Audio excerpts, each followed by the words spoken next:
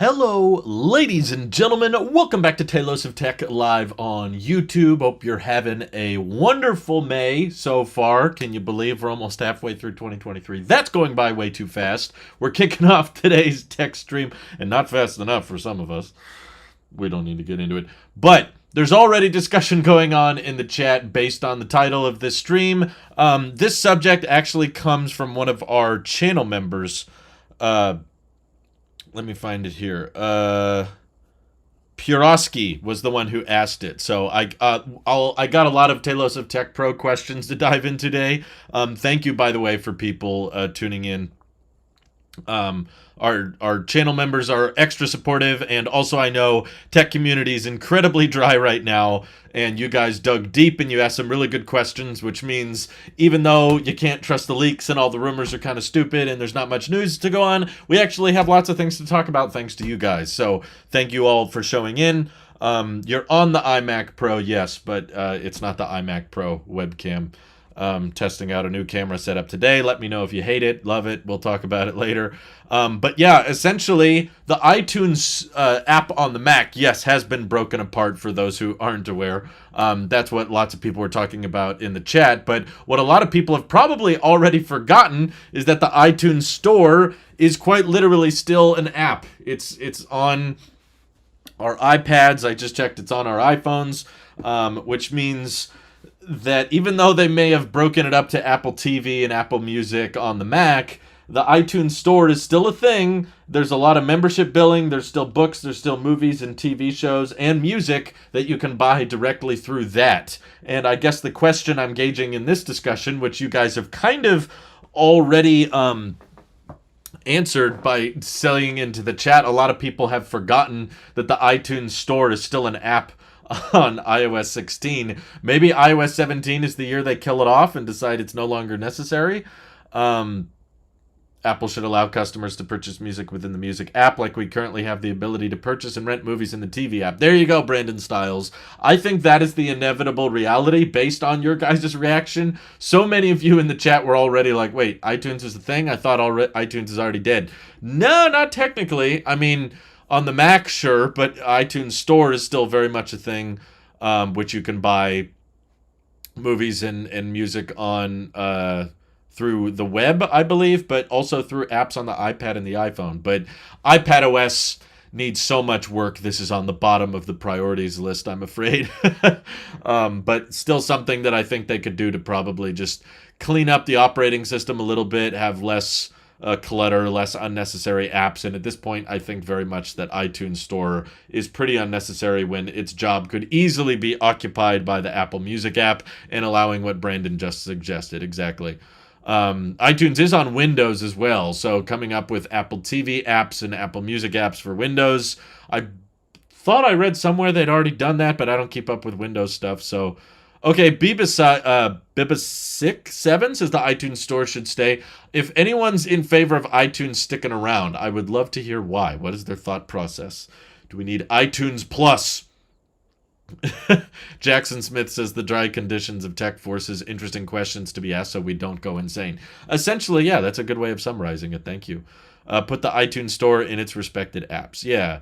Bibas6 says the iTunes Store could become part of the music app on iOS just like it did in macOS. Well, that's basically what we're saying. So you want the store to stick, but you don't want the app to stick. Why keep the name at that point?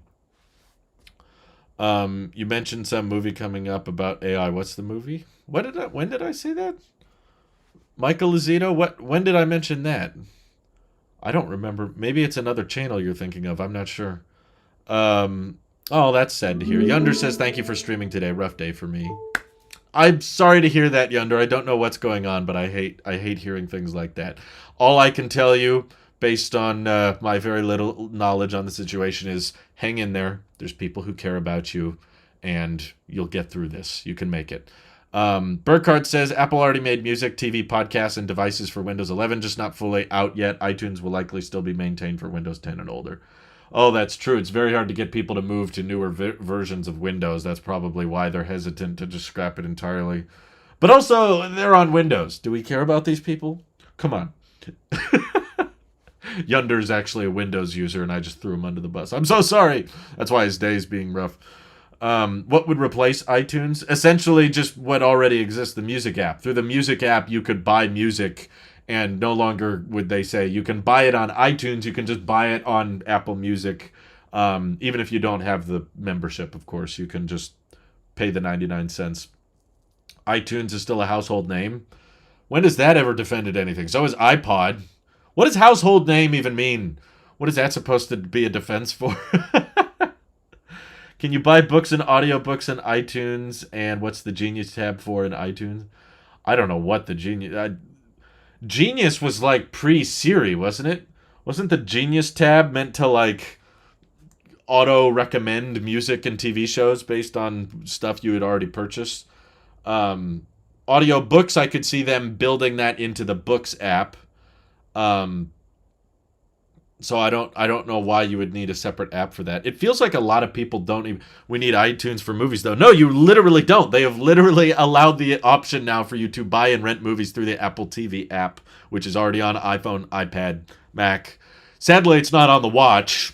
Doesn't make any sense. Why can't I rent movies and watch them on my wrist? I don't get how many people actually buy music anymore when we have streaming. It is a dying breed, but it is still out there. There are still people that do that.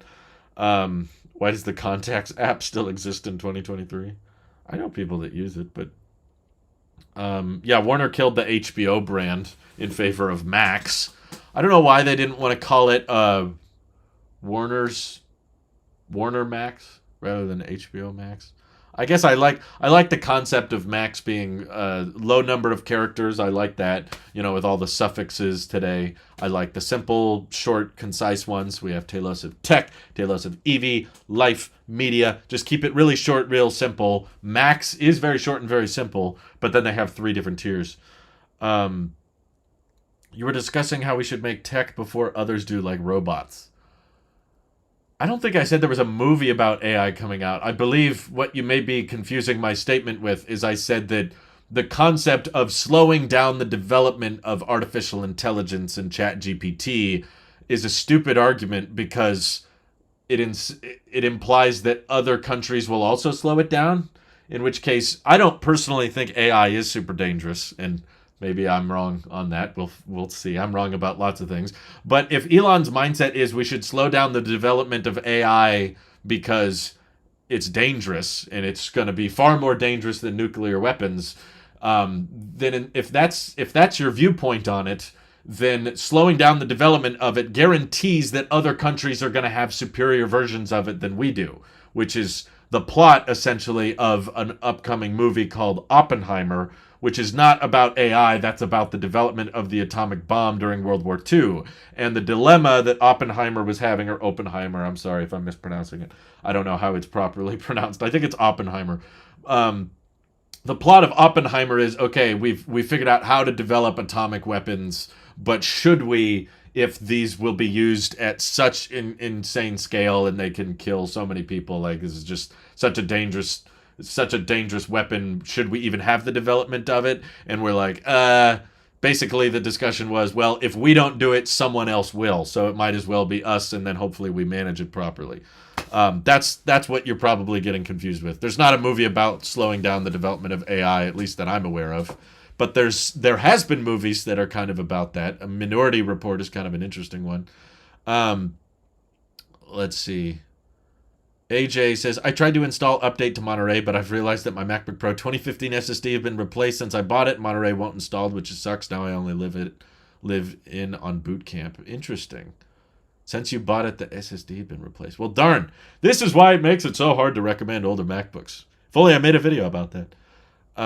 Joshua says, I buy music for ringtones. That's it. Oh, really? That's kind of interesting. Is there a reason you can't set a... Is there a reason you can't set a song or like something from Apple Music as a ringtone? Is there a legal issue with that, or is that just a feature thing? Juan Konmari says, will the channel go the way of the iPod, though? Yes, it's very much on that way at this point. Absolutely. Jackson Smith says, when iTunes was more popular, I always associated it with music as a kid. The change to Apple Music to me is similar to the iPhone changes from Plus to Max or something similar under a new name. Yeah, I know what you mean. I remember the first song I ever bought on iTunes. I think it was called Squirm. Oh, I never get the pronunciation right. Squirpanok, which was Steve Jablonsky. I forget all the pronunciations. It was a song from the original Transformers movie soundtrack, which I'm not that big a fan of the movie, but I really like that one song from the soundtrack, and I asked my parents if I could buy it. It was the first time. I was like, can I make my own account and start buying music? So I just had one song, and I just play it on my sister's old computer over and over again because it sounded so beautiful. You can set a song as an alarm, but not on a ringtone, which sucks. Why is that, Jasmine? Why? Who still uses ringtones? Thank you, Apple Repair. Moon River says people still buy ringtones. Yeah, better question. Why do we have ringtones? Taptic feedback. My phone is on silent at all times. That's the way it's meant to be. Just leave the ringer switch on silent. The first song I ever bought on iTunes was Stacy's Mom. That's probably, I've not heard that song. I don't know anything about it, but that sounds cooler than what I bought. Whoa! Drew Shoto. We've got the same first name. Thank you so much for joining Tailosive Tech Plus. I appreciate that. I will see you in the next tech stream. Will Tailosive Tech go the way of Tailosive Gaming? It really does feel like it, Nolan, every day. Josh LaRose says, haven't done that in a long time. I still have some friends that do custom ringtones. I will admit, I know people that do that. Apple Explained has a video about why Apple won't allow custom ringtones. That's great, Ethan, but it doesn't help the discussion here. Can you summarize that video in a message? Because I'm not going to go watch it. I don't got time for all that. Good times of LimeWire and FrostWire. What about FireWire? Unrelated to the topic, but what's your opinion? Sorry. I'm reading a lot of messages right now. I'm trying to keep up with everybody. Am I going to Apple Park for Dub Dub? No, I've never gone, and I've said on the record many times, even if I was invited, I would not go. Okay. Panos GK asks a question that another Tailosive Tech Pro member kind of tied into. What's your opinion on GM dropping the CarPlay and partnering with Google for the interface? Thanks, love your content. Thank you, Panos. That was nice of you to lie in that message. So we have a couple questions here. Let me see if I can cue these up. That kind of related to that. Oh, that angle is still the webcam. That's funny. Okay, Kirk Jones says, I would love for Apple CarPlay to be less restrictive, letting FaceTime video work, YouTube, or browser internet access. Is it a regulation thing? Tesla allows these things in their software. Tesla does allow video calls through Zoom, and they do have YouTube and browser access, but it's usually only in Park. You can't access it in Drive, and my guess is Apple's focus is all about CarPlay being used in motion. So if you're using it in motion, you don't want YouTube, you don't want FaceTime, because that's a visual, so it kind of takes your eyes off the road, which would be kind of dangerous. Allowing it to work in Park, though, yeah, I agree. That would be kind of nice. Maybe that'll be included in the next enhanced CarPlay thing, but based on the images Apple showed at DubDub for the cars that are optimized for the next-gen CarPlay, they don't seem very optimized for watching videos. They seem like kind of long, skinny screens. Tesla screens are pretty big, and they're fairly landscape, and they're pretty close to 16 by 9, which is why I think YouTube watching in Tesla theater mode makes a lot of sense on a screen like that, but most cars probably don't have a very practical screen for it. Yeah, we've got a lot of questions to dive into. And then there was another one that was related to CarPlay. I'm trying to keep things somewhat related. Where did it go? Oh, Skittle Beats. Perhaps you talk about this more on EV, but what are your opinions on CarPlay? That ties into GM's decision. I actually have a little bit of an update for you guys on this one. My cousins were visiting recently, and they rented a car, and the car, it was a Jeep Cherokee or something, a somewhat recent generation Cherokee. Didn't care for the rest of the car because it ran on gasoline. However, I did get to play around with CarPlay when I was sitting in their car for a while, and it does look clean. I will give it that. It's a very clean user interface, and it does a very good job at representing what's on my phone. I connected my personal phone to the car, so I got my own custom CarPlay or whatever. And while it does look clean, I wouldn't say I prefer it to my Tesla's operating system. I definitely think that having a first party in charge of everything results in the best overall experience, and there's so many little things especially with electric vehicles, which is what I care about. Maybe CarPlay makes more sense on gas vehicles because fundamentally just gas tanks are not that complicated, in my opinion. Like, okay, you drive on a road trip. At least with the way current Apple Maps works, your iPhone doesn't know how much fuel is in the car, right? And it doesn't route you to a gas station and tell you, here's how much that gas station is going to cost, and here's how long it's going to take you to fill up. It doesn't try to do that. You just stay on your route. You stay on your destination. You stay on the route that Apple tells you to drive, and then when you get low on gas, you look around for a gas station. Whereas with an electric vehicle, the route planning is very, very crucial to know which chargers are available in the locations you're driving to, what's the charging speed of those locations, how many stalls are available, and as you're getting closer, you want to precondition the battery pack. With EV road trips, there is so much complexity involved with preconditioning battery packs, acceleration modes, state of charge, charging speed when you're plugged in. That's when there's just so much data that you need to access on that display. In my opinion, there's not really a great solution to letting the phone take over the operating system and just ignoring the car's base OS. I think you kind of need a first-party experience to control over everything. So personally, I think General Motors is probably making a mistake by getting rid of CarPlay because they had it previously. I feel like if you already have it, you should probably continue to support it, at least in some limited sense. I don't think it really hurts anything by having it. Basically, my answer is I don't see why they can't keep CarPlay, but also improve the base, core operating system that you interact with if you don't set up CarPlay. Why can't you just continue improving that and also have CarPlay? I don't know what the answer is to that, but I mean, Tesla, at least in Rivian, they've never had CarPlay. So they've chosen not to support it. Sorry, I almost said chosen. They've chosen not to support it, so it doesn't feel like they're removing anything by getting rid of it. They've just decided that if there's something you want from CarPlay, we would rather implement that ourselves first party, which I think does tend to result in the better overall experience. So while I think CarPlay as a concept is a great band-aid for bad user interface, it is not, in my opinion, better than just having a good fundamental user interface from the beginning. GM wants to sell a subscription. Hey, don't we all? Here we are, Tailosive Tech Plus. Yeah, don't sign up for Tailosive Tech Plus. I'm sorry, Drew Shoto, you made a mistake. These memberships are not worth it. Casual Gamer Super Chatted. Why is your camera angled that way? Well, I tried to put it on, it's sitting on a tripod on top of my iMac Pro, so it's very delicate. If I slam my desk really hard, it'll probably fall over, so I'm not going to do that. But I tried to put it on my desk, and that angle was too low, and I couldn't really mount it on my computer because I don't have, MagSafe or whatever. And the iMac Pro is the next closest thing. I'm not in love with this setup. I might change it, but this is just what I could figure out in the last 5 minutes leading up to this live stream. During storms, T-Mobile internet isn't reliable. Really, Nicholas? That's a shame. It was okay during my few storms that we shared. Gas stations should be a subscription rather than a price per gas. They do both. I know of many gas stations that have subscriptions, but I don't know of one that is like unlimited gas if you pay this one price. The problem is gas is so dang expensive. I don't think there's any membership that would make that worth it to someone. Let's see.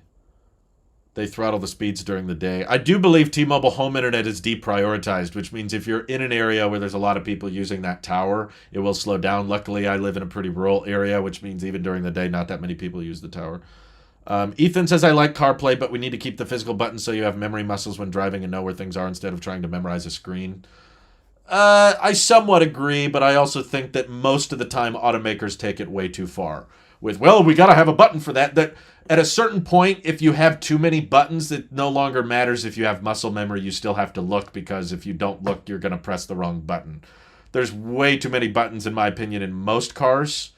I find, Teslas are very minimal, maybe too minimal for some people, but they just updated them so that you can map the scroll wheels to do certain commands. So like now I could even open the glove box from my scroll wheel. so I don't have to reach over and try to find the latch or something like I would in a gas car if you wanted to grab something out of the glove box while driving, which is probably dangerous and illegal.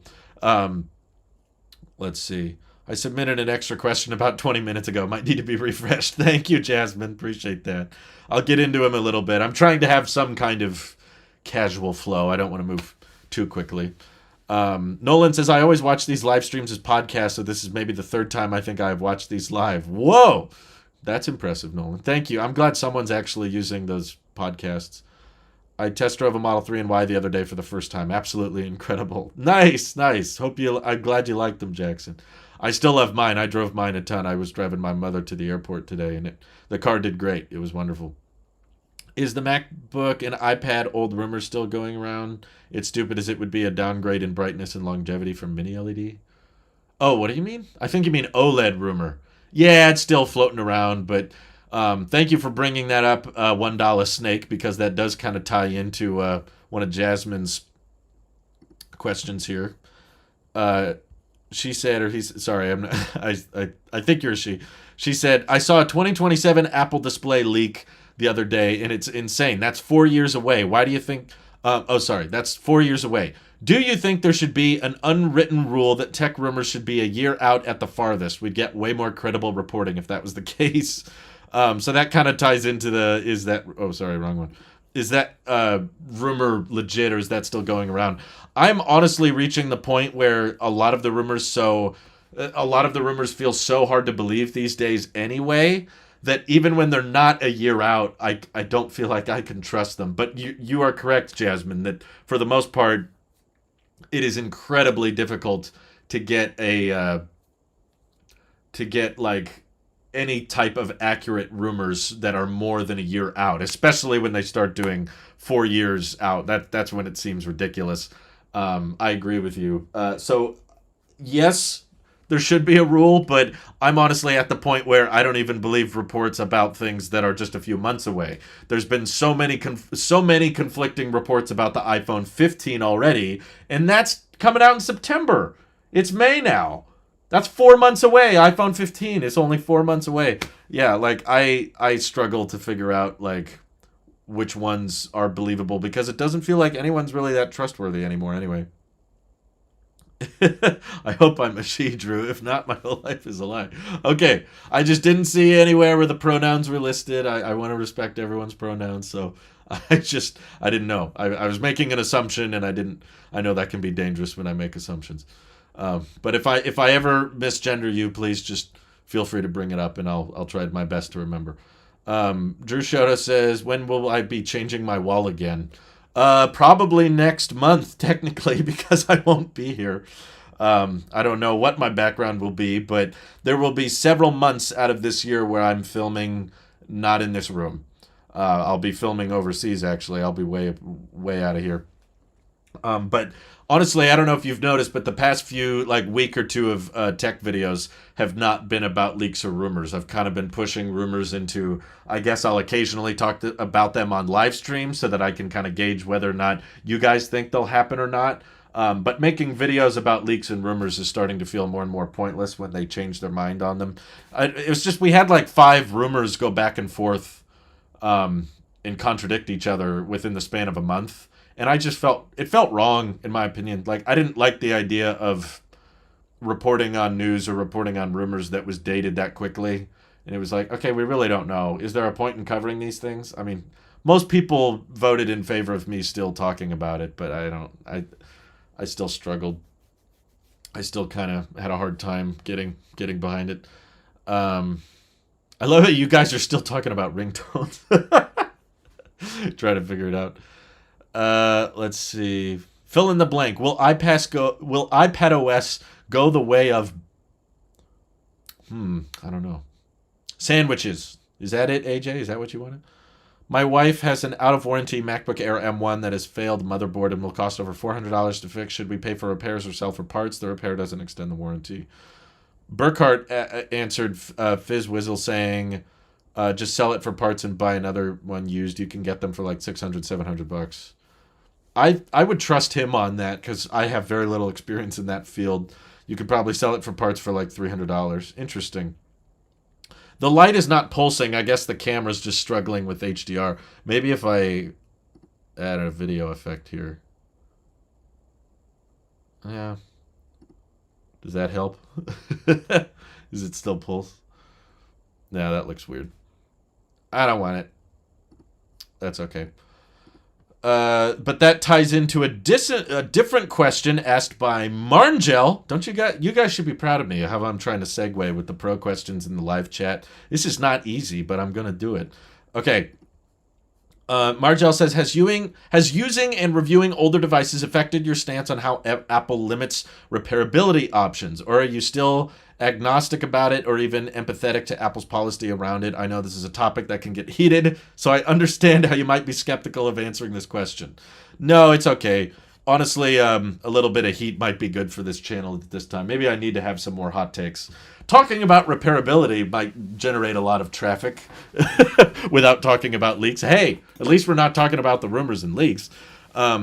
Anyway, essentially, I don't think recommending older tech has changed that much of my opinion on repairability, because most of my stance on repairability has not been that old tech bad, new tech good. If you have an old device that is broken, you should just buy a new one. That wasn't my mindset. My mindset is that it's more complex than people realize to make devices super repairable. And I personally, I know a lot of people disagree with me, but I think a lot of Apple's decisions when it comes to non-repairable tech is not simply because they hate you and they don't want the tech to be easy to repair, because Apple wants to make more money at their Genius bars or whatever. I don't personally think that's the motivation. I think most of the time Apple makes cost-cutting measures that allow them to scale up production at much higher volumes. And it's just a simple fact, I don't think there's any way around it, that there are certain techniques that are beneficial to manufacturing efficiency, but detrimental to repairability. And I think that would be, I think that's honestly what a lot of these decisions come down to. It's just, why did Apple do that? That makes it harder to repair. Well, it's probably because it's cheaper, or they can build them at scale. And there's a lot of situations where, okay, we could make that more repairable, but we can't build as many of this product. And a lot of the time with Apple products, they are limited by how many they can make. If they can't make a certain amount of them, then they're not going to make as much off of them. And Apple does have to prioritize profits.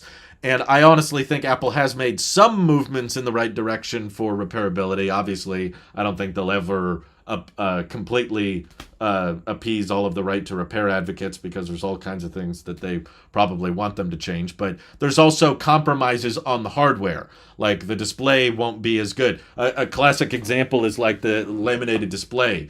iPads with non-laminated displays are much harder to repair than iPads with iPads with non-laminated displays are much easier to repair than iPads with laminated displays, but it results in this air gap that makes the experience feel a little bit less premium. So oftentimes, for the sake of having a more premium experience, or making the phone feel more futuristic and having thinner bezels or water resistance, there's all kinds of features that come at the price of repairability but increase the desirability of the product and check some boxes that might convince some people to buy it. So ultimately, Apple's goal at the end of the day is to make products that people enjoy and want to buy. And oftentimes that involves making decisions that result in the phone not being as repairable. So ultimately, me reviewing older tech, I don't think has any effect on that. Let's see. I'm still in shock that the U.S. has deposited over $1 billion in Apple savings already, if that is actually true. Yeah, it's because Tim Cook is half of that billion. No. Technically, Burkhart, remember, you can only put in $250,000. Yeah, I've talked with my wife a lot about the Apple Card savings account. We've put quite a bit in, but it's nice. I like not leaving my money in the stupid legacy bank accounts that have low interest rates and terrible user interfaces. I like seeing the number go up, that little bar graph they have in there, and the daily cash that gets added to it and everything. If Apple launched a checking account to go alongside it with a debit card and everything, I could basically leave my current banks, essentially. I forgot to account for the $250K limit in my joke. Yeah. You're welcome. What would a Tesla CarPlay collaboration look like? Look up CarPlay on Tesla concept, and it would probably look like that. Honestly, I don't think there's much more Tesla needs to do now that they have Apple Music. They have Apple Music built into the car now, and I think you could add Apple Maps and maybe AirPlay, and I feel like you'd practically do everything. Um, let's see. Jacob says best way for Tesla to incorporate Apple CarPlay is to hide the Apple home screen and put the icons into the app drawer. The Tesla UI already has, so when you open Apple Maps, it replaces current map. You know, I don't think the current iteration of Apple CarPlay would scale very well based on... So Lucid is another electric vehicle startup that just added CarPlay. Implementation is not that great. I think what it's made us realize is that basically for all CarPlay, you have to turn it into this kind of long rectangular user interface, and I can't visualize a way you can easily work that into Tesla's current display setup. It would look tacky, it would look clunky in my opinion if they did add it. I am still a Mint Mobile user, that's correct. I'm doing well, Visualizer, thanks for asking. They don't let you go over the FDIC limit, that is correct. Personally, I don't think it's a good idea to put more than $250,000 into a savings account anyway. But you could technically create a second account. Even if you have a different bank account that is FDIC insured, you could put up to $250,000 in that, and then they're both insured separately. But I would say if you have more cash than that on hand, you're probably better off investing it. Squirty says repairability is important to the majority of customers, so it doesn't make sense for Apple to prioritize it. That essentially sums up how I feel about it. Can you share Apple savings with your wife easily? I'm debating on switching from Ally, but it needs to be able to use the bank on another phone as well. I don't have much experience with it, but I know you can add a secondary user to the Apple Card. The only reason we haven't is because to do that, my wife would have to provide her social security to the Apple. Like, basically it does a credit check on her, and she didn't want to do another credit check because that affects the average length of ownership of her credit lines. Basically, it would come short term with probably a bit of a credit score hit, which she just didn't feel like doing because to her it's just like, I'll just look at your phone. We're together all the time, so there's not like a bunch of instances where she's like, I need to see what's going on the Apple Card or the savings account. She's just like, let me see your phone, and then she looks at it, and that's it. But yeah, I believe there is a way to access it from a secondary phone. Marngel says, what are we discussing? I thought iTunes has already gone the way of the iPod. No, the iTunes Store is still an app on iOS and the iPad, but we talked about it earlier. We essentially agreed that the music app could replace iTunes for music. Apple TV app already kind of has replaced the iTunes app in terms of renting movies and TV shows, and then audiobooks and books could be replaced through the Books app, and you could essentially eliminate the need for the iTunes Store app. I like watching iPhone teardown/repair videos, but I also agree with you. This is conflicting. No, I don't think it has to be conflicting. For the record, I'm not against repairability. I just understand why it's not prioritized in a lot of products. And I feel like a lot of people that advocate for repairability don't acknowledge the advantages of making non-repairable tech. Probably because it doesn't support their argument. That's fair. I wouldn't bring that up either in their position. But I can acknowledge that there might be some cost-cutting measures, and if Apple's goal is just to sell and manufacture the most amount of product possible, you're not going to focus on repairability if that's not coming up a lot, or that's not a reason for a lot of people to buy your product in the first place. Thank you for the content you make, putting it out on Apple Podcasts. I listen to a lot of Tailosive content very often. Please don't stop. Well, thank you, Nolan. As long as someone's listening, I will keep making it. So I appreciate you guys for being so generous and supporting. Skylar is correct. Interest is compounded daily and paid out monthly. So just a couple days ago, at the end of April, I got my first Apple Card interest payment. And yeah, that was nice. Just a couple of bucks just showed up for having money in there, which was cool. Let's see. CarPlay 2 could work when it comes out.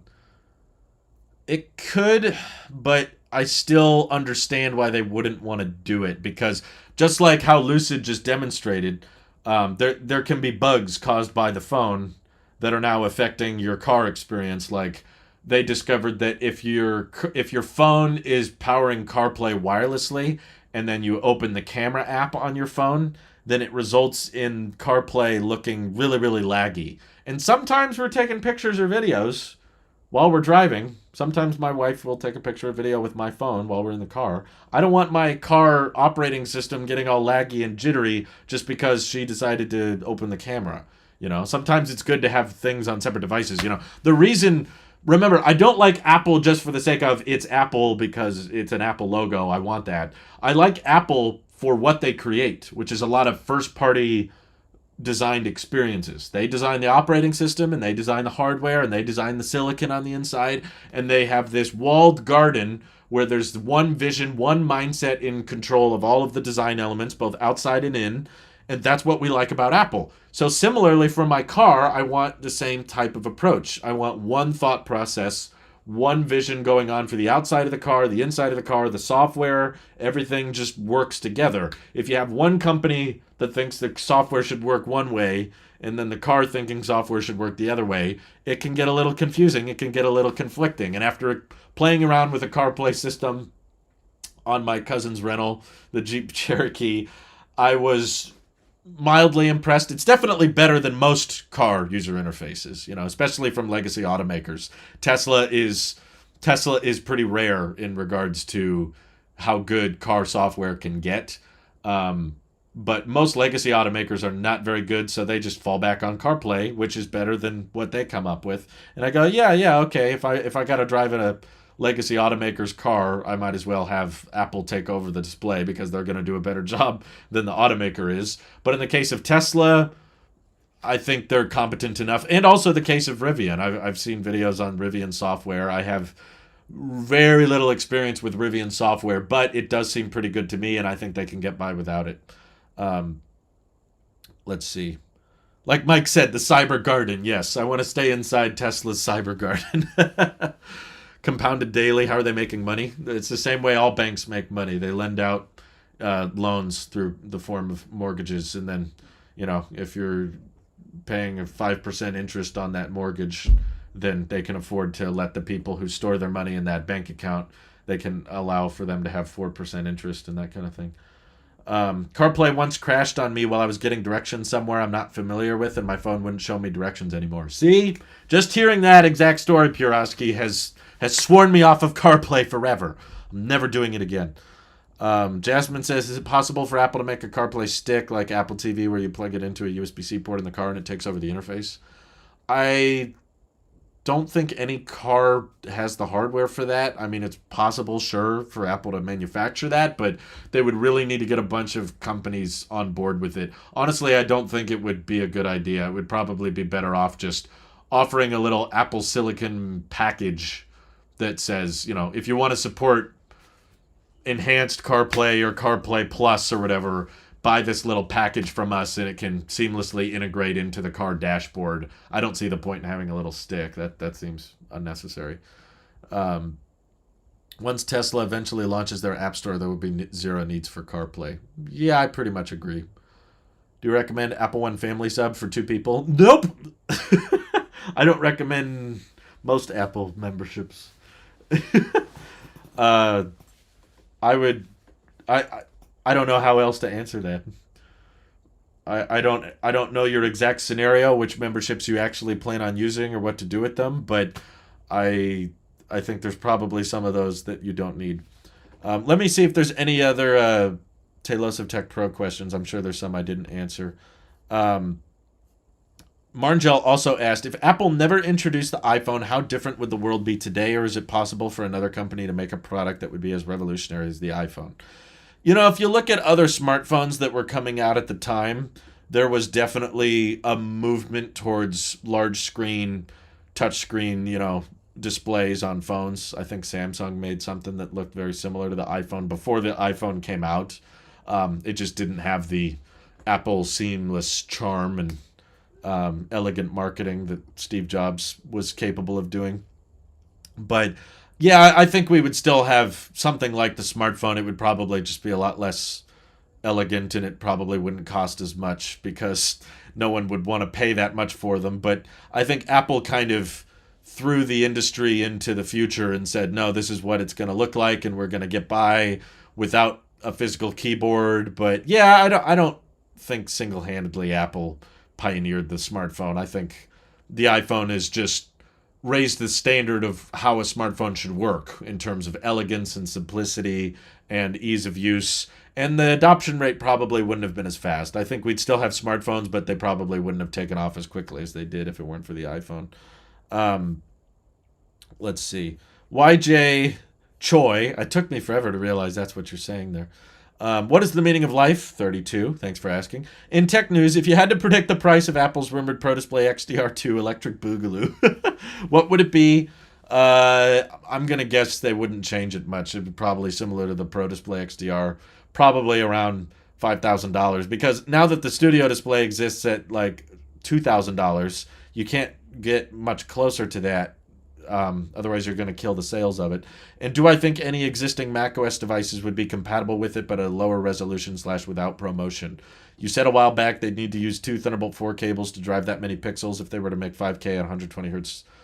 Yeah, that's why I think they probably delayed it. I mean, I don't know what rumors to trust anymore, but the most recent rumors is that Apple's not going to be releasing that Pro Display XDR2 or whatever later this year. And it's probably because of I.O. Even HDMI 2.1 would be kind of weird because now you'd need one cable for video and another cable for power. I know HDMI 2.1 can kind of do some power, but I don't know if it's enough to charge the MacBook. I think that I hope they would do what you described, lower resolution without ProMotion. I'm going to guess yes, because that's what they've done with previous monitors. If you plug in an older machine that can't necessarily support the full resolution. I could be wrong, but my prediction is yes, that you could plug it in and probably get a worse experience with it. And you would need newer Mac hardware in order to actually get the full 5K, or maybe in this case 6K, 7K at 120 hertz. But according to Jasmine, we've got 4 years until that day comes, so we've got some time. And then Burkhart said, what do you think of the state of the tech channel would be right now in an alternate reality where you didn't start a dedicated EV channel? I think my go-to reaction to that is, before I started a dedicated EV channel, I did lots of EV videos on this channel. So I think in an alternate, I don't know if that's maybe a cop-out answer. That might not be what the answer you were looking for. But my go-to is this channel would probably just be talking about EVs all the time. And we'd hardly be talking about Apple news. Just because there's so much stuff going on in the EV world, very little going on in the tech world, Apple stuff. Hopefully that changes next month at DubDub and we get some headset or something crazy. At least some iOS updates, which would be refreshing to talk about. But yeah, this channel arguably might be more active if I didn't break it into a separate EV versus tech thing. But I think they wouldn't have performed as well because the channel would be distorted between two very different audiences. That's what I've discovered over time, is that EV audience is very different from the tech audience. There's not as much overlap as you think. And also the CPMs are very different. Basically, even though the EV channel may not get as many views as a tech video, it can make more because the ad revenue from automotive companies is higher than that of tech companies, which is weird. I'm not exactly sure why that's the case. My theory is that it's because of conversion rates, auto companies have to spend a lot of money on car commercials because most people don't buy cars based on commercials. So the amount of conversion you get from here's how many people saw that car commercial versus here's how many people actually bought the car is very, very low compared to here's how many people saw that Pixel ad and then actually went and bought the Pixel. Conversion rate's probably pretty good there. So to compensate for it, the CPMs of automotive seem to be higher, at least in my case. I don't know if that's true or not, but you said that lots of people in the comments said they didn't like all of the Tesla videos and there weren't as many views. Well, analytically, there wasn't evidence of that. That still to this day, my best performing video ever, which is on this channel, is a video about the Cybertruck. Still, I've never gotten an Apple video over 1 million views. I've never done it. I know other channels do all the time, but I've never gotten a video about Apple or iPads or foldables or Android. I've never gotten a video like that over 1 million views. I have gotten a video about the Cybertruck over 1 million views, though. Cars may be tech, but they are just categorically different from phones, laptops, and such. Yeah, I agree. It's absolutely true. Um, and I was making more videos on EVs as time went on, and they were getting decent views. And that's what inspired me to start the secondary channel. So if in a hypothetical where I didn't start the secondary channel, I would have kept making them. I just would have made them here. But maybe what you're getting at is there's an alternative where if people kept poo-pooing my videos on cars and saying, "Oh no, I don't want you to talk about car stuff," maybe in that scenario I would have stopped covering EVs. But I don't know. I'd like to think there's a little bit. Thank you for the donation, Puroski. I'll read that in a second. Thank you. I'd like to think that there's some bit of genuine interest from the heart. At least that's what I say these days. Is like my heart is in electric vehicle content. I don't watch videos on phones. I don't watch videos on laptops. I just don't care. They're all the same to me. I know what tech I like and I have it and I'm going to keep using it. And there's not really much to say about it in my head, which is why it's so dry. You know, we talk about that all the time. The news is not that interesting for tech anymore. And I'd like to think that even in an alternative reality where I'm not a YouTuber and I'm not making YouTube videos, I probably also, as I got older and as the EV space got more affordable and got more widespread now to the point where I see Teslas everywhere, it's not even a rare thing anymore. You know, back when I was excited about iPhones and watching Apple events and getting really, really pumped for, oh my God, they're going to put 2 cameras on the next one. You know, back when there was more stuff to talk about in the tech space, seeing an EV on the road was pretty rare. It was like, whoa, Tesla, I count one. Now there's so many Teslas, it's not even worth counting.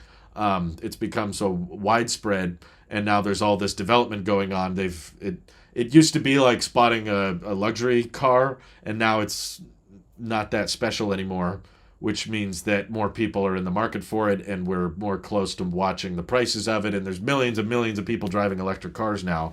So there's just inherently more stuff to talk about because we're early in this transition to electric vehicles. And I would like to think that even if I wasn't a YouTuber, I would have genuine interest in that transition.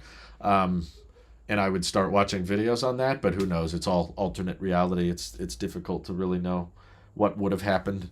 Puroski says, I still find it amazing how Apple updates old versions of their OS with security updates.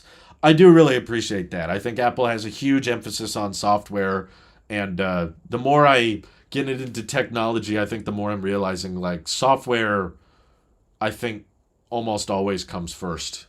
Like, I know iPhones have pretty great hardware now, and, you know, Apple Silicon basically, in terms of performance per watt, beats out everybody, both in the laptop space and in the smartphone space and in the tablet space. No one can really beat Apple's hardware now, and their cameras are great and their battery life's great and everything. Their displays are also awesome on the 14 Pros. They're like basically industry-leading display specifications. I'm sure there's some Android that's a little bit better, but that's not why I think the iPhone is as popular as it is. I'm sure that's a factor. The reason the iPhone succeeded from the beginning was because of the software. They just got that experience down better than anybody, and I still think they do. Bugs and all. I know iOS is a little buggy, but it's still far more consistent and more intuitive and more easy to use, and that's why so many people still stick with it. And that comes to not just user interface and layout, but simplicity of setup.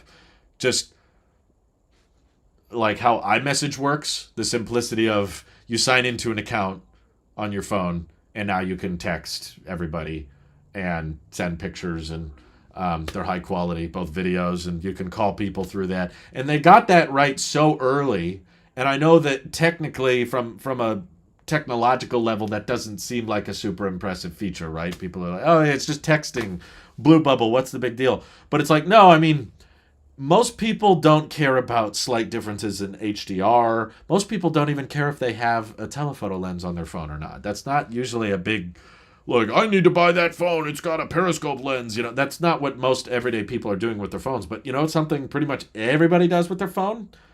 Texting.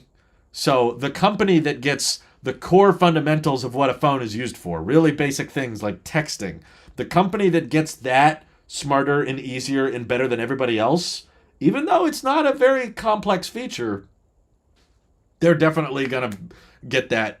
They're going to contain a huge portion of the market. In the same way, Tesla has occupied a huge chunk of the market by simply getting charging infrastructure right.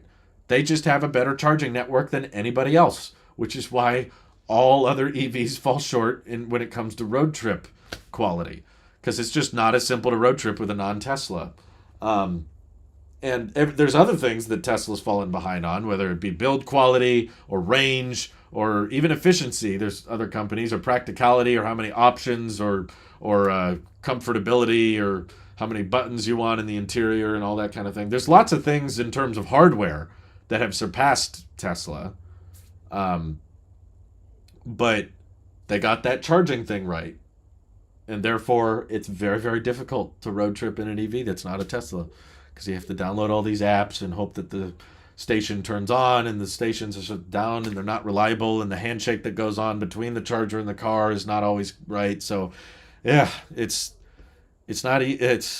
sometimes not about having the most technically impressive feature. It's just finding the core fundamentals and doing that really, really right.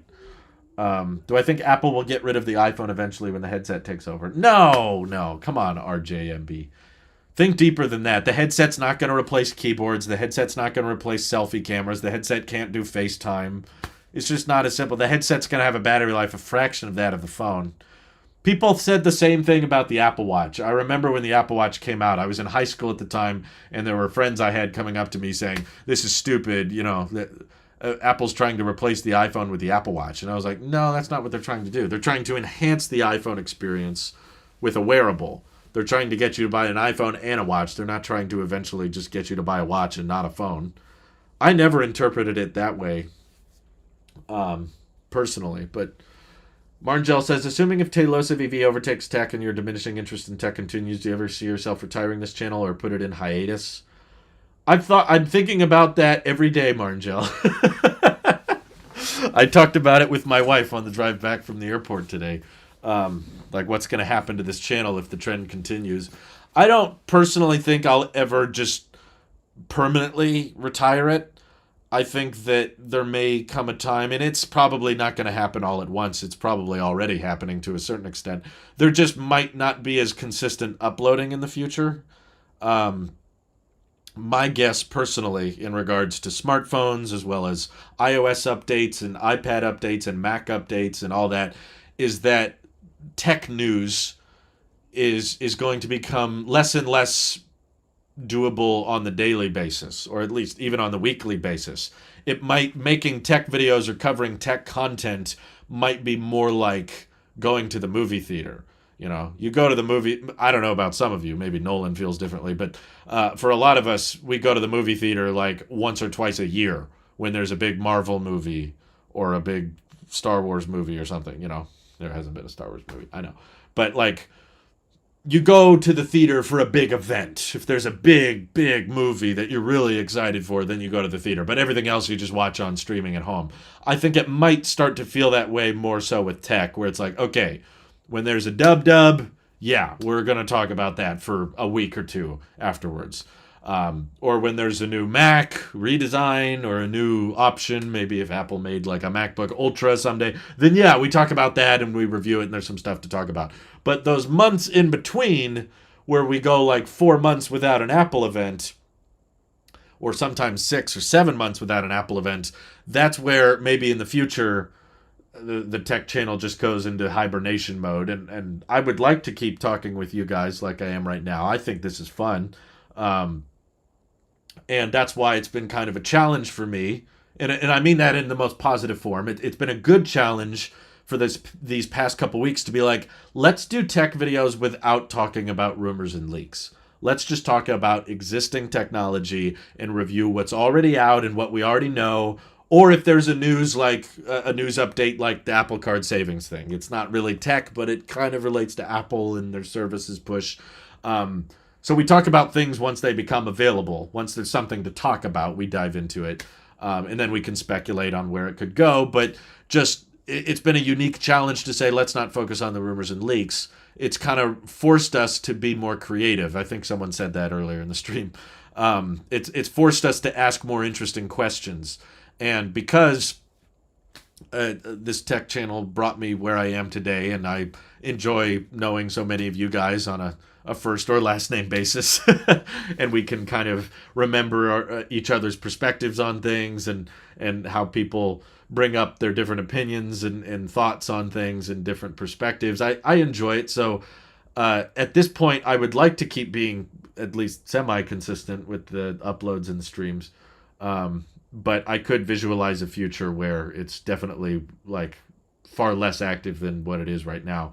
But Burkhardt is correct. The EV channel has overtaken tech in every metric except subscriber count. The EV channel, I'm actually not sure about views, but I believe the EV channel brings in more views and watch time. It definitely brings in more revenue. Honestly, way more revenue because of those automotive CPMs. Especially last month in April, it was like not quite half, but what was it? I'm trying to remember the numbers. EV channel brought in almost twice as much money as the tech channel brought in, and that includes the tech channel memberships and super chats. And the EV channel has nowhere near as many memberships or super chats as the tech channel.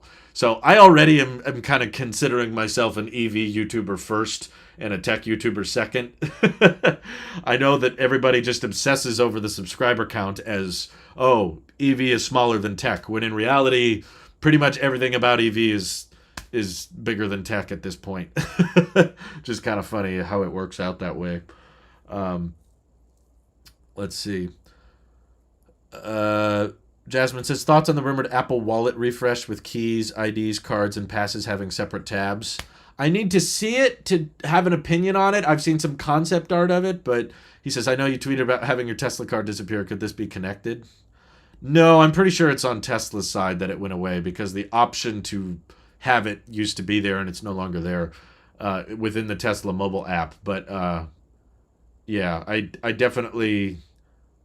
I think the wallet app could be improved. It's starting to feel a little bit cluttered, so I would like to see Apple's approach on it. They're usually pretty good at simplifying and minimalizing things, so I'm excited to see that if that rumor ends up being true. I'd like to see some more simple UI. At least right now, there's so much. I've got boarding passes, and I've got what do you call it, charge point cards, and I've got insurance cards, and then you've got cash card. By the way, ever since I switched to the Apple Card savings account, all of my daily cash that I get from the Apple Card goes straight to my savings. The cash card has become so pointless now. My daily cash card, which is in the wallet app at all times, literally sits there and does nothing. Now the only purpose of that card is for if someone wants to send me money through iMessage, which unfortunately, sorry, no one does that. Everybody who sends money to me these days uses Venmo or PayPal. Some people use the Cash App or Zelle. I don't know anybody that still use... Do you guys know people that still use Apple Cash on iMessage? I guess it was kind of cool when it first came out. A few friends of mine were sending stuff back and forth, but other than that, I don't do it very much. Let's see. 17 hopes bug fixes in split view. About split view, if there's people that are anti if Apple had split view on iOS, just remind them Stage Manager on iPad. I don't know. I feel like the iPad has the screen real estate to do better multitasking. iPhone, I don't feel the same way. I don't think iOS has the screen space. iPhones have the screen space to do proper split view. And I have used Android phone split view. That is speaking from personal experience of trying to do split view on a phone with an Android. I don't think it's very good, and I completely understand why Apple doesn't do it. I know there's some people that utilize it on Android. I apologize if you disagree with me, but personally I think that UI is super clunky, especially once the keyboard shows up. It covers up half the screen, and I would not use my phone in split view if offered. Phone screens can get pretty big, but they're still not big enough. And the aspect ratio is too awkward for it. Puroski super chatted again. What the heck? Dude, we have channel memberships now. People don't need to super chat.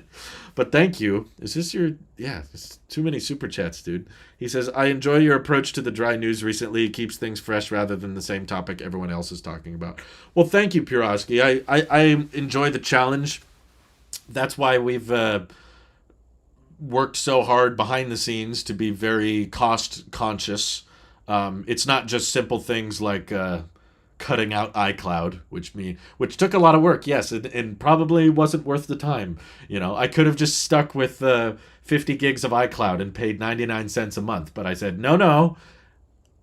Eventually, I'm going to fill that up and I'm going to have to delete stuff, so I'd rather get it under 5. So I worked my way all the way down from 50 gigs to 5.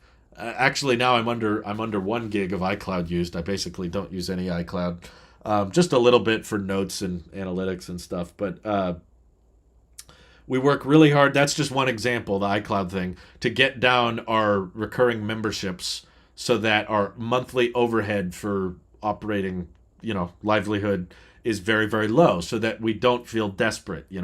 If you run a channel with overhead really high and you hire a bunch of people, or you're living outside your means, renting a big apartment or buying a big house or getting loans on cars and stuff. If you're doing really crazy spending, then you get desperate to a point where, okay, well, now the tech news is dry. Now there's nothing to talk about. Now I have to fake excitement or be gullible towards more leaks and rumors and just act like all of them are right and believe them all the time, instead of taking a step back and actually being honest with yourself and being like, this is kind of dumb. Why am I reporting on this if it's literally going to be proven wrong the next day? It gives me freedom, and I guess I prioritize having a transparency and honesty and having control over my content rather than not having control because I'm buried in my expenses over just making more. And I think a lot of channels obsess over revenue and not so much profit. Profit's important to all businesses, even self-employed, because if you're not turning a profit, you can't sustain it. Maybe you can break even for a while, but that's too close. So if you're in a position where you're not desperate, then you don't have to clickbait, and you can say things like, "Hey, I think the tech news is kind of boring right now," and I'm not afraid to admit that, because this isn't even my primary source of income anymore. Now that's the EV channel. Now, spending too much puts you in a desperate situation. Yes, I don't know what's funny about that, but yeah. I like having a unique challenge. I thank you, Piroski. Also, your guys' generosity helps out a ton. Marngel says, I find the tech itself nowadays a little boring, but I still find how it affects people in society as a whole interesting. I liked your Neuralink video from a couple years ago, for example. Yeah, I don't have a lot of video ideas like that, but when they come along, they are fun. I think what's kind of interesting about reviewing the older tech, something I experienced, I actually, just before I went live today, I did the video because I was like, hey, I reviewed my dad's phone and I downgraded to the iPhone 10 and everything. And it's kind of interesting seeing people's reactions to talking about existing technology today. And I don't just mean, tech that is so old that you can't even really use it anymore. I'm not just referring to, let's downgrade to the original iPhone. Okay, no one's really going to do that. That's like running a history museum, which I'm not that interested in. I was more focused on, let's review somewhat old tech, 3, 4, 5, maybe 6, 7 years old, that's still getting software support, but you can get at a discount because there's still some people using it. And I found a lot of people watching those older tech videos saying, that's the tech I use. So it's kind of tapped into a new audience. And what's interesting is like the YouTube analytics surrounding it. Like I realized, wow, my wife's iPad is about to turn 6 years old. I don't think we've talked about it much, and she does use it pretty regularly. So why don't I do a video on that? Because the news is so dry, I had nothing on my video idea list.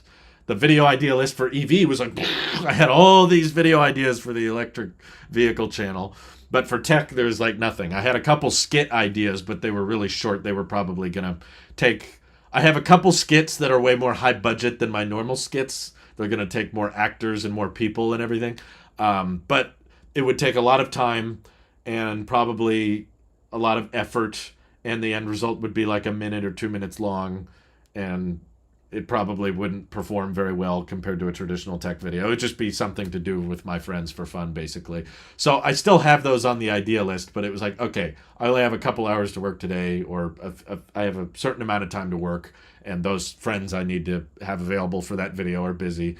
So what can I make? And I said, yeah, let's review the old iPad. I guess that was kind of a significant year. It's the only device in this household that has Lightning 3, and I was researching it, and I was like, actually, Lightning 3 is quite a bit faster than Lightning 2. That's kind of cool. And this is ProMotion on a device that you can get for under $300. That's kind of impressive when you think about it. So I reviewed the iPad, and I knew there wasn't really a ton of demand for the 10.5-inch iPad Pro review. And I uploaded it, and I published it and everything. And on the YouTube analytics, they always show in the dashboard how your video is performing in comparison to your last 10 videos. And it was at 8 of 10, which means it's not performing that great. It's not the worst performing video, but it's not doing that great, which I expected because it's not a super clickbaity, super exciting, let's talk about an iPad 6 years later. Like, there's not a lot of insight to provide. It's not breaking news or anything. So I wasn't expecting it to do very well. It was at 8 of 10. So I was like, okay, that's fine. We got a video out there. Hopefully some people laughed at the skit, I hope. Hopefully entertained some people, whatever. But then later that evening, I checked the analytics again, and now it's 7 of 10. And I was like, oh, okay, it's performing a little bit better than the 8 of 10, whatever that was. And then we went to bed, went to sleep, everything. Woke up the next morning, I check it. Now it's 3 of 10. So, okay, it's kind of picking up some traction. Then after a while, it's 2 of 10. Before we left to take my mom to the airport. I was like, wow, okay, maybe that struck a chord with some people. Maybe they like it. By the time I got back from the airport, now it's 1 of 10. So now it's actually the best performing video out of my last 10 videos, but it didn't start out that way. It started at the bottom, worked its way up. And I think it's because older videos talking about older tech take their time.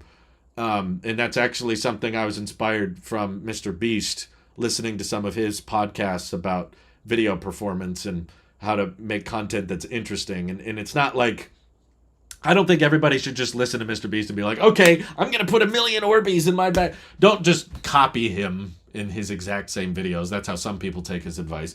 But I think I'm in a very specific niche. Obviously, I'm not interested in doing those kinds of videos. I should buy a bunch of Lamborghini. Honestly, it sounds really stressful doing what he does. I'm going to bury myself for 2 days. I don't want to do that. And I don't think Mr. Beast, he spends a lot of money, but I actually don't think he makes very much from what he's talked about on his podcast. He's very much just like, make a bunch and then give it all away and then make a bunch. He's very generous, which is great. But part of the inspiration I took from his interviews was, I see your super chats, by the way, Alexander, sorry. I'll read those in a minute. What I took inspiration from was, he was saying, I don't upload very often, but I think it's much easier to make videos that are just super entertaining, that age well, so that people keep watching them years later. And if people keep coming back to them years later, you don't need to be posting frequently. And I was like, yeah, I've kind of positioned my channel previously in a space where I needed to upload basically every day in order to keep the revenue at a livable amount. And that involved, let's talk about the leaks, let's talk about the rumors, because obviously Apple doesn't announce something every day. So we got to talk about what's the current leak community talking about, what's the rumors talking about right now. And those videos are so time sensitive. You post one and they'll be dated like a day later, sometimes hours later. I've literally posted some videos that were dated within hours, less than 24 hours later. Okay, that doesn't matter anymore. Which kind of forces you to be working all the time. You got to have a video ready. You got to be able to put them out there. And Mr. Beast had that mindset of, let's make a video that can last, that people come back to, because those videos will perform really well and you'll keep having a solid revenue stream, even if you're not consistently uploading. And I was like, okay, I appreciate that. How can I bring that to the tech community? How can I make more videos that tend to age better and last longer? And I credit him in his great advice with that, because that's what, listening to those interviews is what partially inspired me to downgrade to the iPhone 10, and my living with the iPhone 10 video ended up being my best performing video in, I think, years. It got like over 200,000 views or something, but not all at once. It did, when I published it, it was not 1 of 10. It was like 6 of 10 or something, and then over time it picked up, and then that growth that just didn't stop. So I credit a lot to understanding Mr. Beast's strategy with YouTube too. How can I bring that how can I acknowledge that wisdom? Because clearly Mr. Beast brings in the views and watch time. He's got results. How can I take what he's learned and bring it to my genre, bring it to my niche, which is mostly Apple News and stuff. Um, and that's paid off. It's working. It's helping us survive the tech drought, basically. um, tech in Soviet Russia, tech news waits for you. That's beautiful. ACS says I'm wearing iPod Nano watch right now. Really? There's still people rocking that? That's cool. Alexander says my iPhone SE 2020 is better than my old S22 Ultra.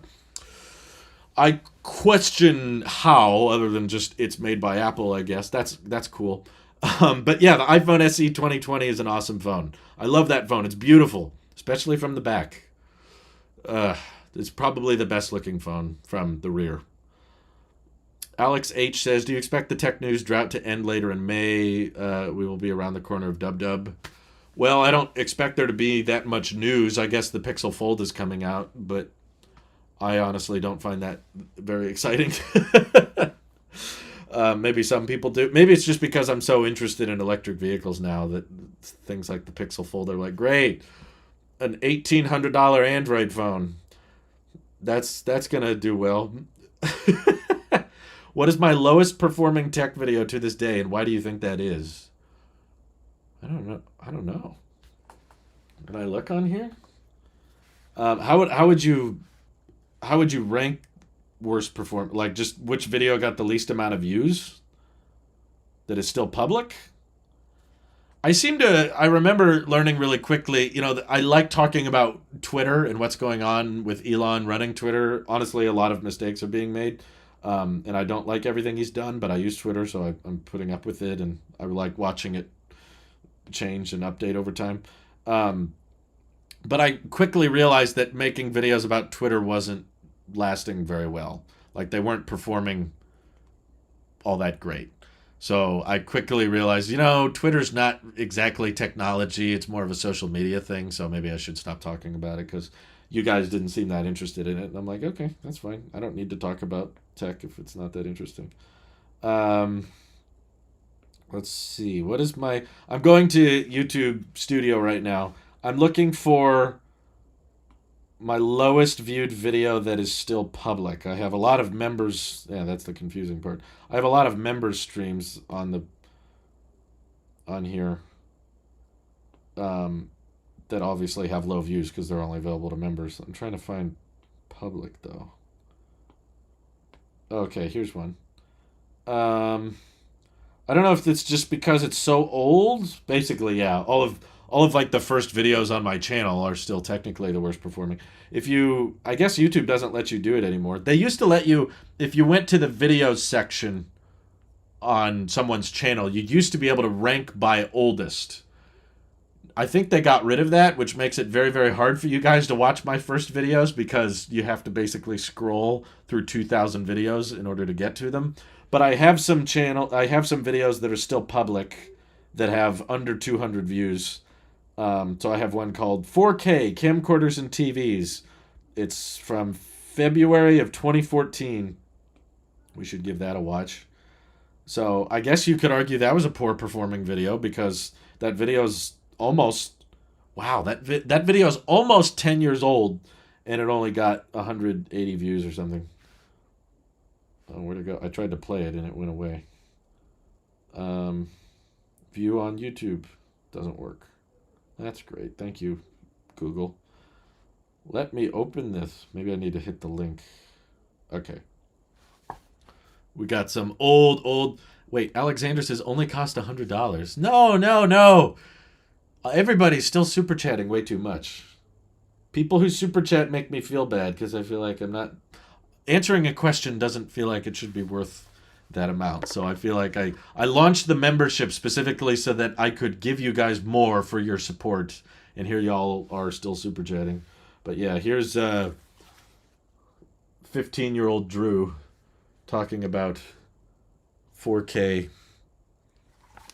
Let me turn up the audio. You can hear my monotone voice. Which is probably now labeled as Ultra High Def or UHD. It means it's a 1080p display times 4, so 1080p, 1080p, 1080p. What a beautiful video. I can't believe that performed so poorly. Check less likes and less views. Would be interesting to see the difference in video content. Less likes and less views. I don't know how to rank. Can you rank videos by less likes? I'm sure that my video with the worst dislikes is going to be like my the video that Rossman uh went after on his channel. Can I do likes versus dislikes? No, it doesn't let me rank them that way. Sorry. Um Correct. Well, that was before my birthday, back when I recorded that, so I'm 25 now. The worst performing videos of any channel are usually the earliest videos, but not the very first video, because fans like to scroll back to... Yeah, I know exactly what you mean. Your voice doesn't change that much, in my opinion. Well, it wasn't as dynamic. Now I kind of go up and then I go down. Back then I was just like, 4K is a high resolution. If you sort your videos from popularity and scroll to the bottom, it's an iPhone video. How long did it take you to scroll to the bottom? That must have taken forever. Worst performing video in the past year is probably a more relevant question. Obviously, there's going to be a lot of older videos that have few views. I don't know. I make probably close to 150 or 200 videos a year, so it's kind of hard to remember all of them. And I don't really pay that close attention to the performance. I think maybe 2 years ago, it was a little bit different, so I wasn't anticipating the video to perform all that well. But I thought it would be fun, just because my friend Ross bought a red Komodo, which is a really expensive but very fancy camera. And we're actually probably going to work on some upcoming projects with that camera soon. But he wanted to unbox that camera, and I said, well, this is probably the only chance in our lifetime that we're going to be able to unbox a red digital camera, because I know I'm not buying one, and he was pretty confident that he's not going to buy another one. So I was like, let's make a video out of it. So I unboxed a red Komodo and did a video on this channel, and I knew that was kind of niche. Not that many people were going to care, and I think that only got like 4,000 or 5,000 views. I don't know. I don't pay attention to that stuff so much.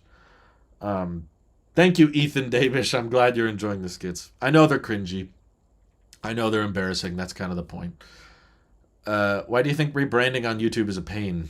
I don't know. I think it's because YouTube doesn't have much of competition, so there's a lot of things that they don't fix because they know we're not going to leave.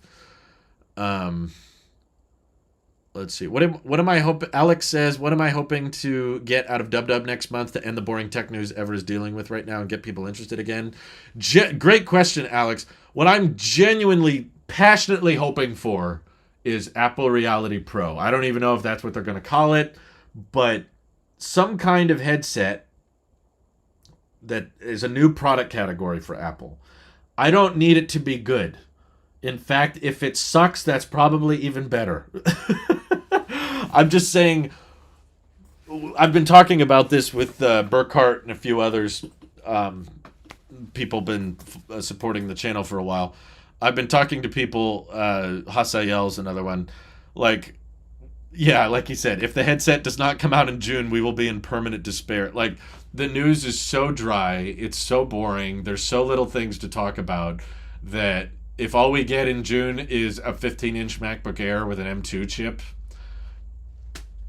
okay, we're going to have like 2 weeks worth of content and then we're out. That's basically it. Like, what do we talk about?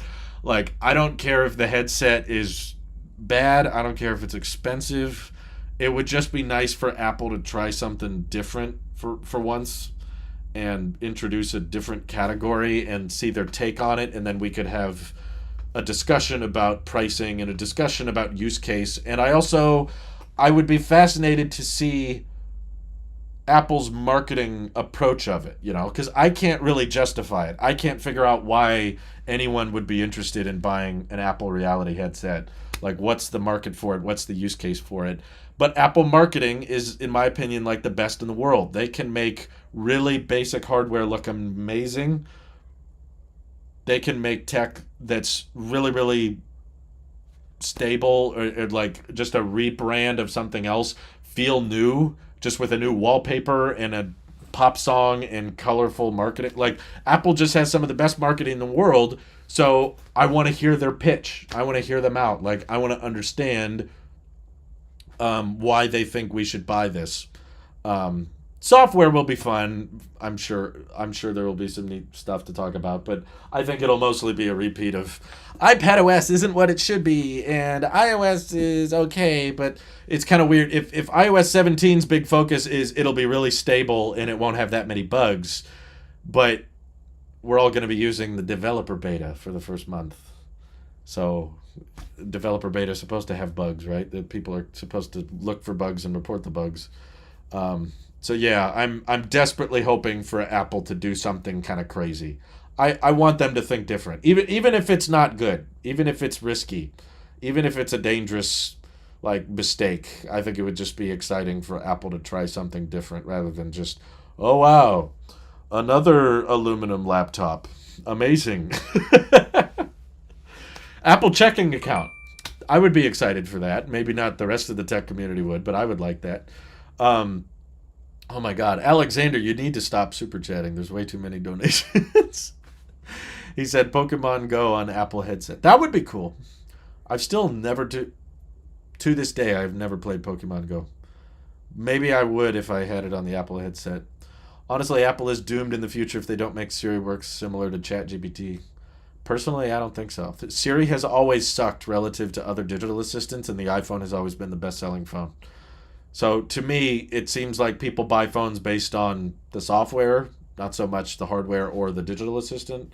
I don't think people use digital assistants as much as the tech community thinks. I don't think it's as common as people make it out to be.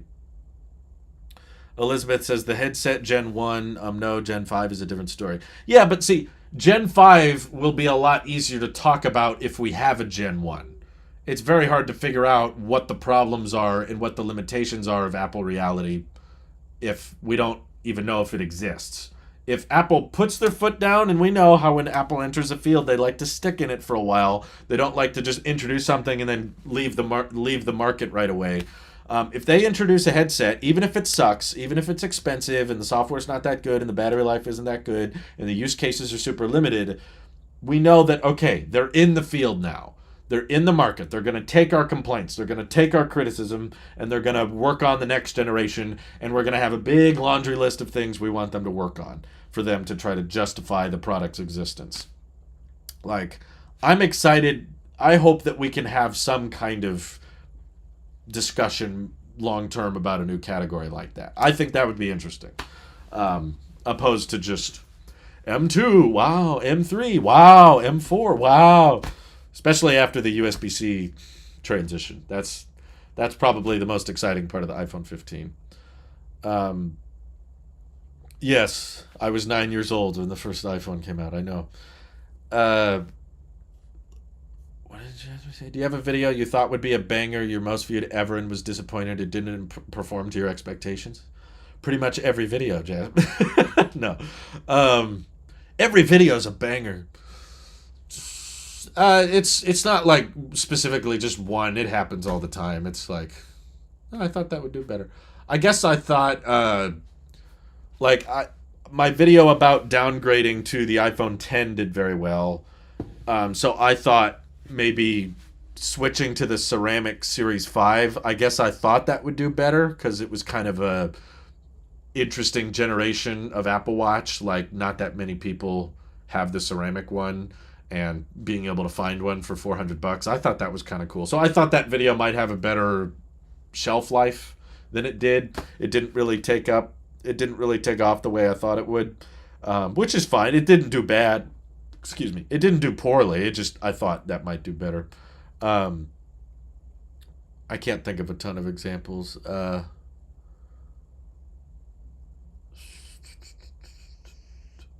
me think.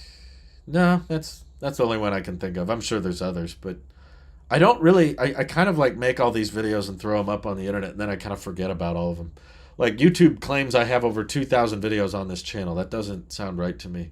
I don't remember making 2,000 videos.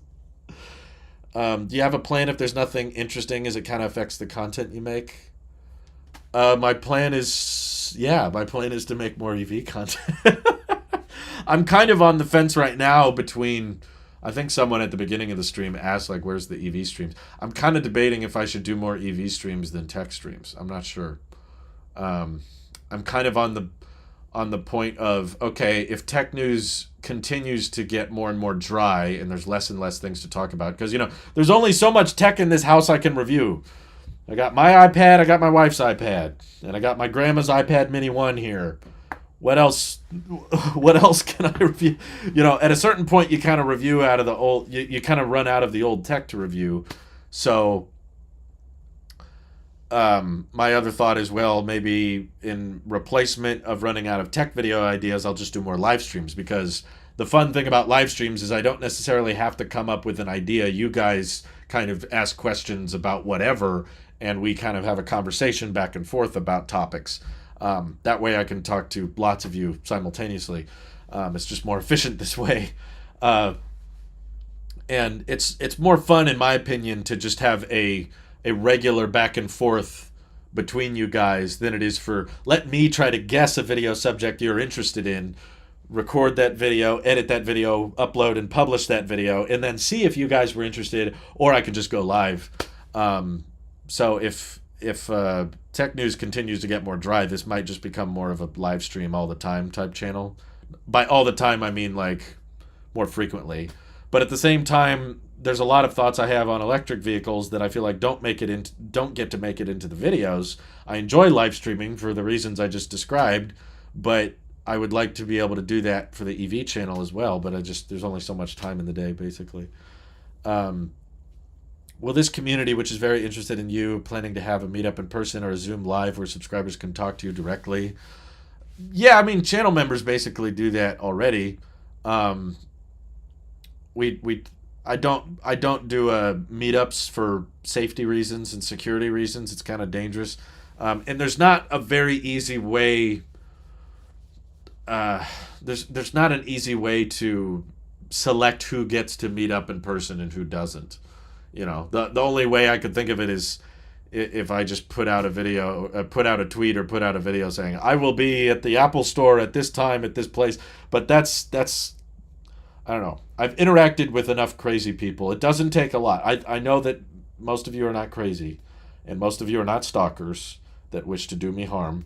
99.99% of you are perfectly reasonable individuals that I would be happy to have lunch with. But when you start publishing your location live, you increase the likelihood of something going wrong. And I've heard horror stories from content creators that have done that, enough to scare me away, especially because I have family and loved ones that I care about, and I don't want to put them in jeopardy. So unfortunately, I have to restrict the meetups to mostly stumbling upon each other in similar circumstances, like running into each other at an Apple store. Or, last year I ran into a fan at a restaurant once, and I was like, oh, hey. And he said hi to me and my dad and said he appreciated the videos. That was really nice. I've always had a great experience when people walk up and say hi. But as far as events go, I don't think I would. The other problem is if you say that, okay, let's rule out the stalker discussion for a minute. Let's just say, okay, everybody's nice in the world. No one intends to do you harm. Let's say I'll be at this location at this time. I'll meet up everybody there. Even if I restrict it to just channel members, I say where I'm going to be to just the people supporting the channel and no one else.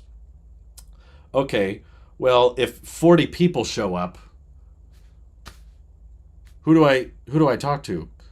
I can only talk to 1, 2, maybe 3 people at a time, and then the rest of you are all just crowded around me waiting to ask a question, and it's just like basically what we're doing right now, where we're all talking and you guys are asking questions, but I can't obviously I can't answer every single question. So then I'm just surrounded by, okay, Nick, okay, what it's just basically we're already doing it. This is essentially the more efficient way of doing a meetup. Obviously, I can't have 120 people in one location. If I tried to invite a bunch of people to a mall or something, I would get in trouble. Malls have rules about that. Or if I tell everyone to go to a park, it'd get parking guidelines or people showing up that are asking questions. Are you having an event? Did you get a permit for this event? It just adds complexity to, I don't think I'm that interesting. Guys, seeing me in person is not going to be any different from this, like at least from your perspective. I think, but from my perspective, it would probably be very different, but in a bad way. I would be nervous and anxious and be like, oh my God, everyone's looking at me. And I can just stop live streaming at any time. Whereas if I decide, hey, okay, I'm going to leave, like people follow you home or something. So that's why I don't have any meetups planned or that kind of thing.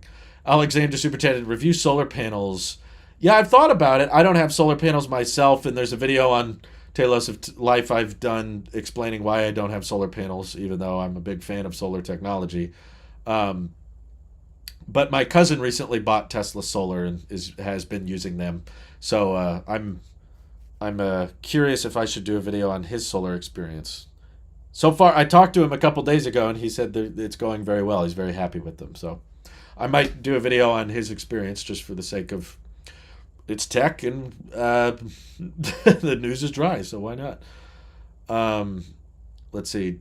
Burkhardt says, digital assistants shouldn't be based on large language models. They'll always be inaccurate sometimes just because they make up the next word based on the data they're trained on. That's how it works. Not to mention there's going to be a lack of current data, which is most people are going to ask about. That's true. I just don't think it matters as much as people think it does. I don't think it's used that much, but Alexander Super Chatted, thank you to Michael Burkhardt. Why would you like just go on Twitter and become a support what do you call it? Subscribe to Michael Burkhardt on Twitter if you want to thank him. That's how you can support him directly. The super chat goes to me. I wish I could hit the refund button because Alexander's super chatting way too much. Seriously, you got to cool it on these super chats. Let's see. Michael Corcoran says, I use a digital assistant a lot, but I think people are getting a little too carried away with the ChatGPT. AI is the future of everything. Reminds me of some of the blockchain hype. Yeah. I agree with you. He says, I'm actually pretty disappointed in the citation the new Bing AI does. They literally cite content farms with SiteWiki, which really limits the utility. I think it's overrated. I could end up being wrong, but I do think it's getting more attention than it deserves. NFTs is that was funny. Did anyone else see NFTs from like a mile away? Just like, that's a scam. That is stupid. The goal of cryptocurrency is to confuse people out of their money. I don't think it's the future of currency myself. I just think that there's no Tailosive Con 2023. I just think that I don't want to get into trouble here for anything I'm about to say. Okay, I'll say it. There's only 100 people watching. That's fine.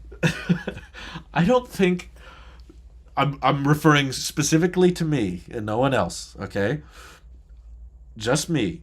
Please don't take this out of context. I don't think as a tech YouTuber I am that interesting to deserve having a con or a event, especially after seeing things like VidCon go so horribly or TanaCon. Like, there's these big conventions and there's really not that much to do. You sell tickets to watch a guy that you already watch on YouTube talk on stage for what, like a couple hours? What else do you do?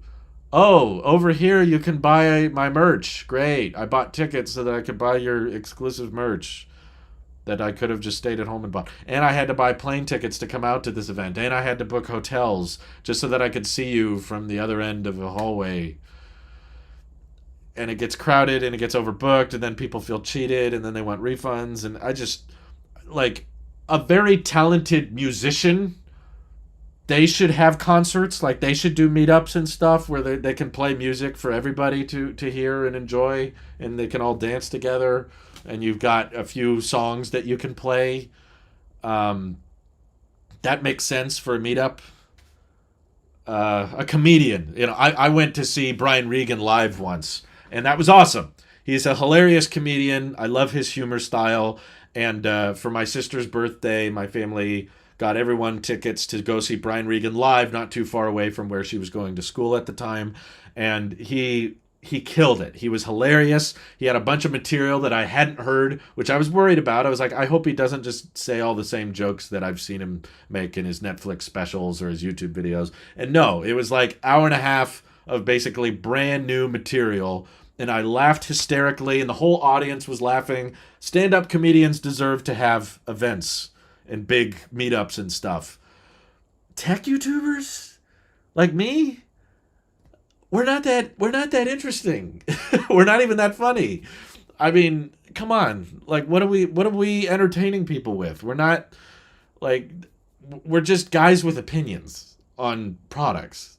We don't even really make anything. We're just good at articulating our opinion. That's not that's in my opinion, that does not justify an event or a meetup. That's so sorry. That's why there's no Tailosive Con, I'm afraid. We meet in the corner of the park by the gas station where Drew talks to a mic and speaker system on a wooden box about why the iPad sucks and when he'll buy a Tesla semi. Yeah, that would basically be Tailosive Con. The con is that you showed up, you paid for it. It just seems like a lot of opportunity for disappointment from the fans, which I would hate, and money to be made by the content. Okay, I'm going to stop it there before I get in trouble. Margel says, I saw NFTs as a scam immediately, especially since my niche of content creators consists of artists who tell me they are scams. Well, the whole concept... Okay. I've probably done rants on NFTs before. Maybe I should do a video on that.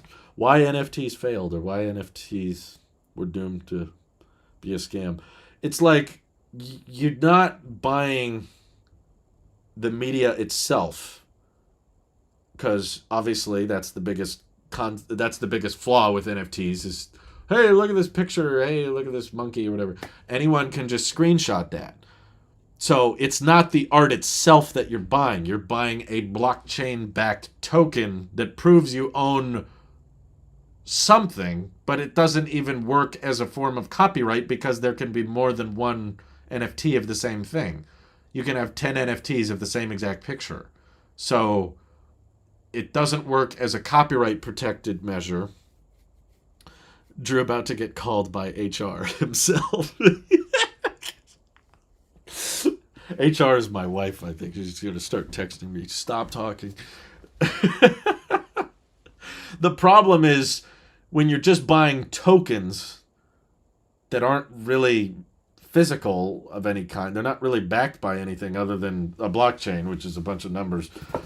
You're betting that by buying this token, someone else will pay more than I paid for it, which is so classic MLM, multi-level marketing. It's just so classic. Like, you should buy this now because later it'll be worth more. But the reason I could tell it wouldn't be worth more is because everyone left and right was cranking out NFTs. So it was clearly not that technologically impressive to make one. It seemed to be pretty easy. There were random people on Twitter just changing their profile picture into an NFT so that they could get the hexagon. And I was like, okay, it's not that hard. It's not that complicated to make one. So why are you anticipating that these are going to be valuable in the future? It made no sense to me at any point. But yeah, Burkhardt says meetups are stupid because it's hard to pick a central location. Ultimately, many of the people interested won't be able to attend. That's just one problem. I think there's much bigger problems with that, but that's absolutely true. Riley says, I think LTX does it right since it's not about Linus and just more about new tech, but yeah, no one else does it right. Yeah, well, Linus is huge. Linus is a huge channel that has a bunch of sub-channels and sub-creators, and I'm sure partnerships with other brands and stuff, but that's... I don't think everybody can do that. I'm not on the same level of size of LTX. That's not justified. If you want to support artists and have the copyright of a certain piece of art, just pay for commission. Simple as that. Yeah, exactly. Let's see if I missed anything. Taylor, I read that one. We endorsed shoes that were sold for $9 to try to counteract all the overly expensive. Yeah, there's a lot of expensive shoes out there. Matthew Mastra Buono, sorry if I'm mispronouncing, said, I would actually appreciate the solar panel video. Electric has gotten expensive in my city, and I've been trying to convince my dad to put solar panels on the house. Him and I both own. Interesting. Okay, I might have to reach out to my cousin about that. Plus, I would like some Tesla referral credits. It would be cool. So far, right now, Tesla only gives you referral credits if you recommend solar. So if I did a video on solar, I could probably rack up some credits. That would be nice. They need to bring back the referral program for Tesla vehicles. I don't know why they got rid of that. Especially now when they're more demand constrained than supply. Please make an NFT failed video. Okay, I got to write these down. When news is as dry as it is, it's probably worth... oh, this is very dated. What happened? Oh, there we go. Okay. Why NFTs failed? I keep a list here of all my my video ideas. So, what another one? Reviewing my cousin's solar. He got way more solar than he needed. He did not get a Powerwall though. Okay. I wrote it down so I won't forget. If you guys have other video suggestions that you want me to write down, that reminds me. Have I read all of the Tailosive Tech Pro questions? No, Jose. Nick came back for one podcast. I don't think that means he's going to be back for every podcast. He just had a little bit of free time that day and joined us. So I don't think he's back to stay. But I could be. He's always welcome. If he wants to come back, he can. Oh yeah, we already answered Purosky's question. Geez, Purosky, you're a Tailosive Tech Pro member and you're super chatting like crazy? You gotta calm down, man. You've been super chatting way too much. Okay, we answered that. Meaning of life, yeah. Choosing the older. Margel. We answered that one, but Jasmine wanted me to refresh. That's what it was. Thoughts on the rumored Apple... Well, yeah, okay, we did talk about that. I want to see it, but yes, I do think there's room for improvement because the wallet app feels a little cluttered with all of its separate features. It's getting more and more busy. Buying used EV versus new. I can't like provide much first-hand experience with that because it would be a very expensive video even to buy a used Whoa. That scared me. I don't know why it was perfectly fine for an hour and 40 minutes and then randomly decided to fall.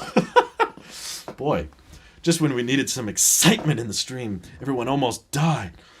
While you're writing things down, should you buy a used or new Tesla in 2023 would be fantastic. Okay, both of you guys have similar interest in that. The problem is I only have experience buying a new Tesla. I have no experience buying used. Neither do my friends. Anyway. Epic camera fail. Tailosive Tech stream fail compilation. Can someone make that? I would watch the heck out of that. There's been a bunch of times where things have gone wrong on stream. It would just be all the Starlinking over and over again. Or I've had cameras fall over and stuff. Tailosive Terror.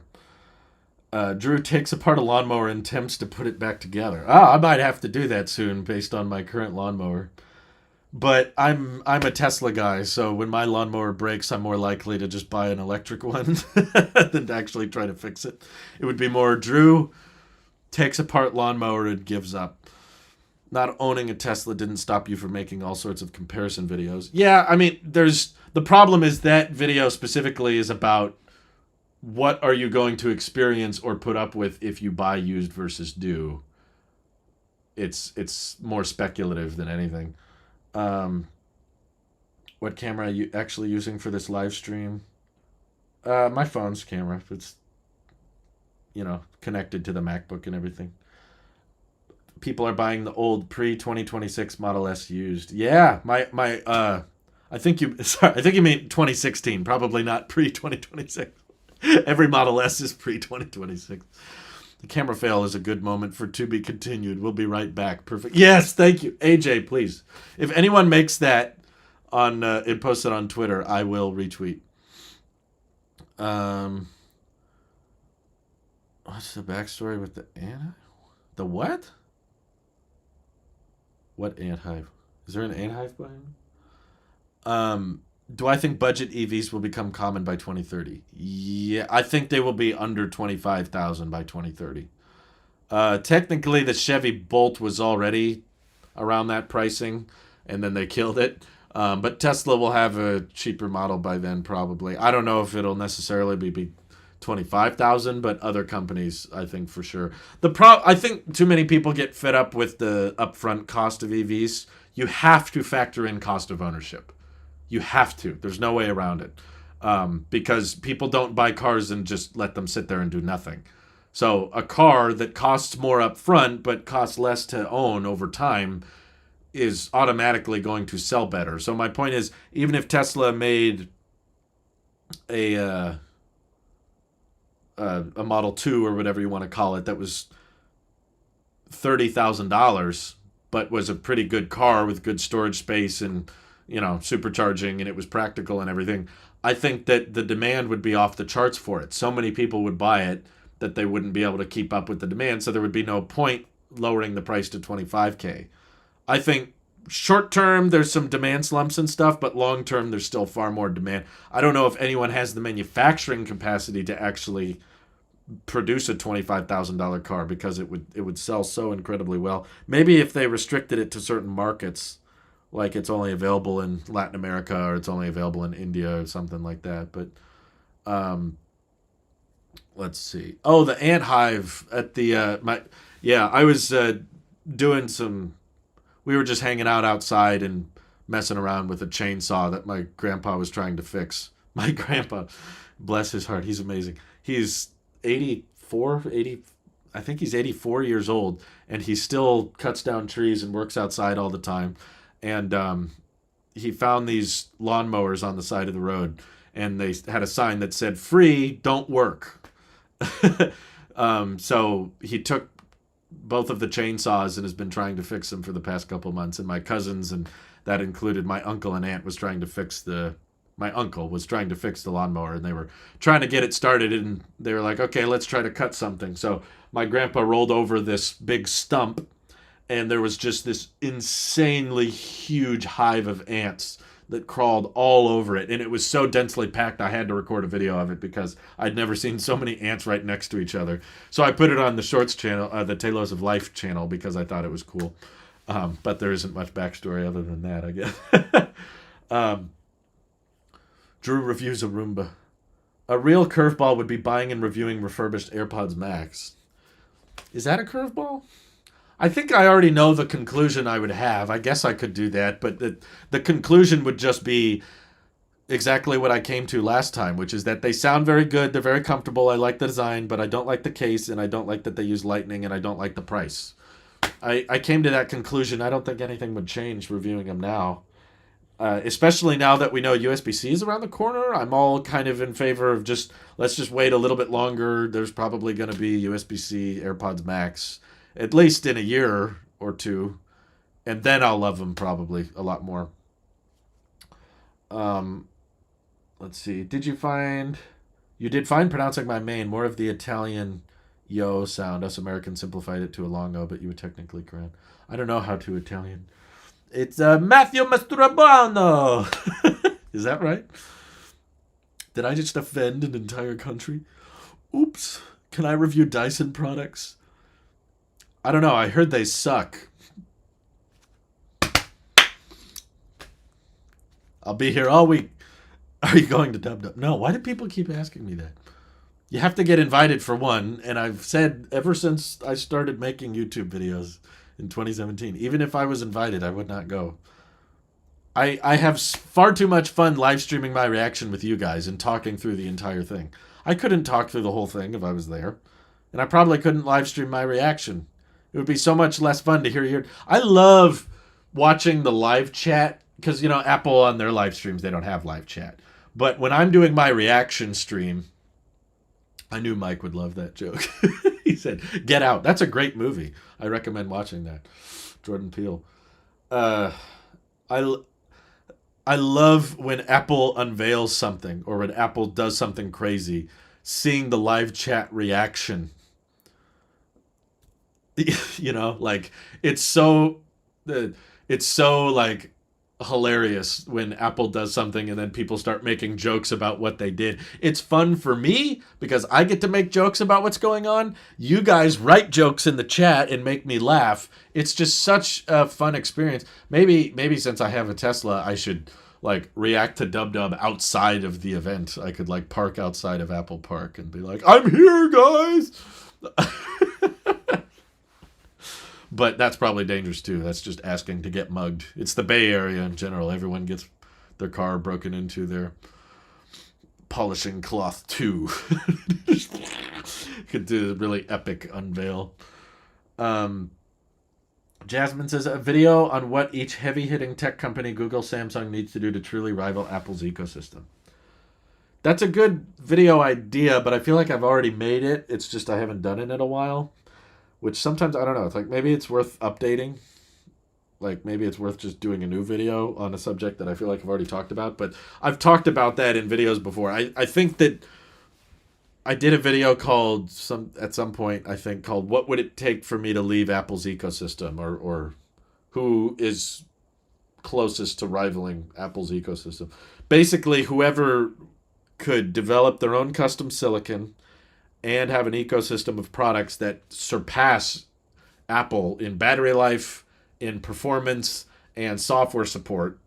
Personally, I've been saying this for years, but that'd be a spicy EV video. Elon Musk needs to step down. I thought I did a video like that. Did I not? I think, yeah, I did a video called Is Elon Musk Ruining Tesla? And I think that would basically be the same conclusion, just a different title. But about this Google versus Apple thing, you would need to substantially surpass Apple in performance because switching ecosystems is expensive and time-consuming and hard.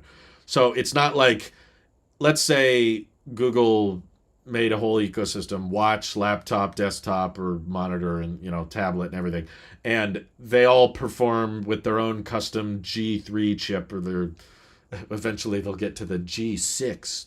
Boom, boom, boom, boom, boom, boom. That's a great song. Eventually, let's say Google Silicon gets to like 10% faster than Apple Silicon. Okay, it's still going to cost me thousands of dollars to replace everything in my ecosystem with Google. Just for 10% faster? No, I'm not going to switch just for 10% faster or just 1 hour longer battery life. It would have to get to the point where it's like way, way further ahead across the board to the point that, okay, now spending that extra money is actually going to be worth it. And also the software support, I think, would be the most challenging part. But I don't know why Google doesn't do that. They own YouTube. There's all these people like me that are living off of Google AdSense and making all these videos, but Google doesn't, and they have all of this software for Google Assistant and search. How come YouTube blowing all this money on shorts and YouTube TV? They're always trying to get me to sign up for YouTube TV every couple of days. How have they never got into the video editing business? Like Blackmagic does, the camera company I use. They have this free editing software, and they make it great for the Mac, and they make it for the iPad. LumaFusion is great. Apple has Final Cut. Why doesn't Google have something that rivals Final Cut? Like, I don't get it. Wouldn't it be so cool if they made a video editing application that was optimized to run on Google Silicon so that Chromebooks could do a little bit more than just Chrome? It feels like they've always just kind of accepted that Chrome is just good at doing internet stuff, but it's been years and years of just, well, they're just for running Chrome. They're just good for Chrome. What if they actually put some decent powered silicon in there? Google's version of the M1 Pro, or sorry, I keep forgetting M2 Pro is a thing. I keep forgetting about it. Like Google's version of M2 Pro and M2 Max, and then you launch some pro software to go with it. Google could have their own audio engineering service, but I guess that doesn't go hand in hand with something else. But I feel like you could bake in a lot of YouTube features natively to a Google designed editing application. YouTube Cut instead of Final Cut or something. You Cut. I don't know. Free ideas, Google. But you could have like right from the timeline, you're cutting up your clips and you're adding text, and you could also drop title cards right in the timeline so that when you upload the video, the time cards are already there. Or you could build in the chapters feature straight to the timeline. So you just add a mark and it will automatically add the time code to the description of the video when you upload it. There's just a bunch of like simple things like that. First party integration that you could benefit from or captions, yeah. Monetization settings could be built into there. Timestamps and chapters would be much easier. Yeah, that's right. YouTube would cancel the project after 2 years. Yeah, there's the answer. But they don't know that. Google would have to make it to kill it. Would I ever upgrade the Model 3 later on to BMW's iX or i4, Mercedes EQ? Oh, God, no. I've watched videos on those cars. They look horrible. Yeah, they're very luxurious and they're very fancy, but the efficiency is crap, the charging network is crap, and the software is crap compared to my Tesla, which is all the things I care about. Now that I have a Tesla, I don't want to buy any electric vehicle that has CCS. I'm sorry. After seeing the headaches of dealing with Electrify America, I do not want to deal with that charging network. Let's see. Will Elon Musk go the way of the iPod? If Apple had an Apple Glasses event and Tesla had a Model 2 reveal event at the same time, which would you stream, and would you pick your and why would you pick your choice over the other? Ooh, man, that's a great question, Jasmine. Oh, that would be hard. I think I would probably choose Apple Glasses event. Apple events tend to be better than Tesla events. Like, I make more off of the EV channel, but Tesla events usually suck. I hate to say it. Even the Cybertruck event, which was really exciting and fun, they do that live demo and they throw the ball and it shatters, and then they throw it again and the back window shatters. And Elon never has a very good stage presence. I thought Investor Day was a horrible waste of time. Tesla's not very good at doing events, to be honest. They don't have a PR department, and it shows. If they had a PR department, they probably wouldn't have Investor Day. Ironically. Tesla's event would be late enough to the point that it would start after Apple's ended. Yes, thank you, Riley. Yes, that's so true. See, this is why I like live streaming. You guys crack me up. And you ask great questions. See, I wouldn't think to ask those kinds of questions. I don't trust Google to leave out necessary features, but the thought would be nice. That's the problem. Google is so positioned to be a threat to Apple. I think I've been saying that for years. I feel like I remember saying that in the attic days back when I was making videos at my childhood home. I remember saying, like, Google has the money to basically just do everything that Apple's doing. They could manufacture their own, I mean, not manufacture. They could design their own silicon. They could design their own operating system. They could design more pro software. They could make higher-end silicon for laptops, pro laptops, and pro desktops, and they could improve their Android. They own the most popular competing operating system, Android, to iOS. They're all in the right position to basically take Apple out of business, but they always just botch the execution. They just never have the same software fluidity and user-friendliness that Apple does. They don't have the longevity of software supports that Apple does. They just always fail in execution. That's why Killed by Google is a thing. Google is known for starting a bunch of projects and then killing them all off. And I think that's their greatest enemy. But I acknowledge that is probably because of poor leadership or poor team management, that they always botch the execution.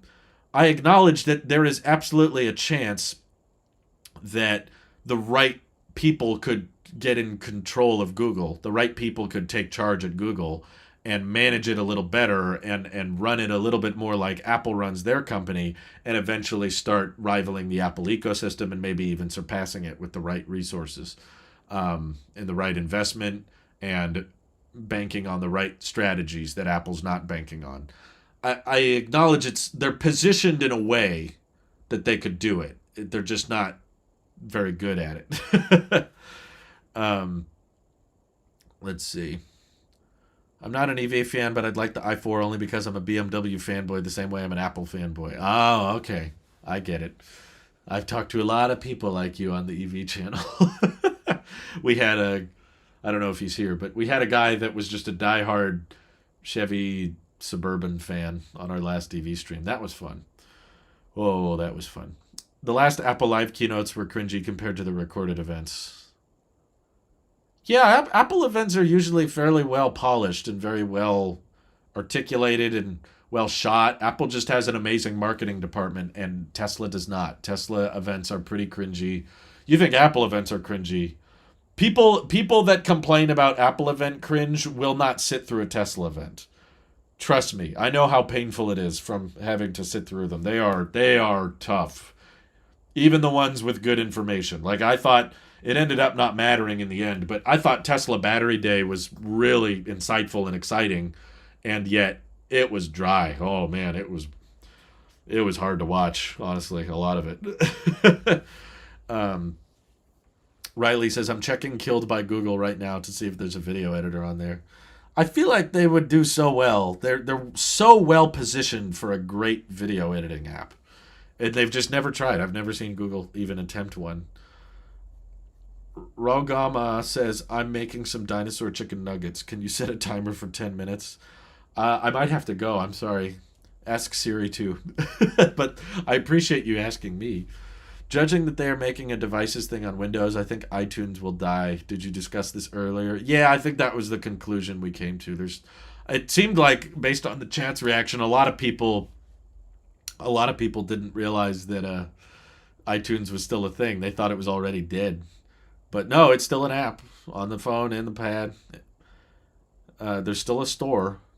Google was born a software company, whereas Apple started as a hardware company even decades after it's really difficult to make the shift. Well, I would argue Apple's software is the reason they're so successful, though. That's where I disagree. I think Apple gets hardware and software together better than anybody, from what I can tell. Google was born as a search company, I think is a better description than software company. Google's still, most of their revenue comes from search. Apple's revenue, you're right, the revenue came from hardware, but I think it was the software that is the reason the hardware did so well. When do you think the next phone battery evolution will come? Possibly not in our lifetimes, to be honest. I follow a lot of battery technologies in the EV space, and I don't see that much rapid change. Nothing that you would consider a battery evolution. And even so, there's limitations. Like, even if we found a way to give an iPhone a 10-day battery life, you probably wouldn't get a 10-day battery life. They would just come up with features or displays or cameras that consume more power to turn the battery life into more of a 2-day battery life, because at a certain point, there's not that many advantages to having your phone battery last that long. Steve Jobs once said Apple was a software-first company, if I recall correctly. That wouldn't surprise me. I think it's Apple's software that makes the hardware worth it. You got to get both right, honestly. To make a good product, you need both, but I tend to think software should come first. I think people will tolerate bad hardware if the software is great. I don't think that many people will tolerate bad software if the hardware is great. Essentially, that's the way I look at it. Did you hear about ARM wants to make processors to compete with Apple? If they do this, would you see Apple make their own architecture themselves? Maybe a transition on the iPhones too? I have not heard about that, but it sounds very speculative. I think the silicon roadmap market is constantly evolving, and there's always rumors and stuff like that never really goes anywhere. His logic is that the Mac is basically software shipped in a hardware box. Yeah, I agree with that. It's like I really appreciate iOS, and I could probably get by with iOS on an Android phone. I like my iPhone hardware, but it could be replicated. You could put iOS like this on a Android phone, and you'd probably get, for the most part, the same experience. It would just feel a little bit weird. Hey, the bezels aren't equal, yada, yada, yada. Woo! Wow! That took a big fall. Oh, jeez. Okay. Might have to not keep it up there anymore. Luckily, the glass is okay. The glass is okay. Nothing broke. We're okay. All right. But I've been live for a while. I think this is the ghost's way of telling me that it's time to wrap it up. But I appreciate you guys for tuning in. This isn't a bad angle. I should probably just keep it like this. The phone wants me to finish the stream. But I appreciate your guys' super chat. Thank you all for watching. Hope you have an excellent rest of your day. Take care. Bye-bye.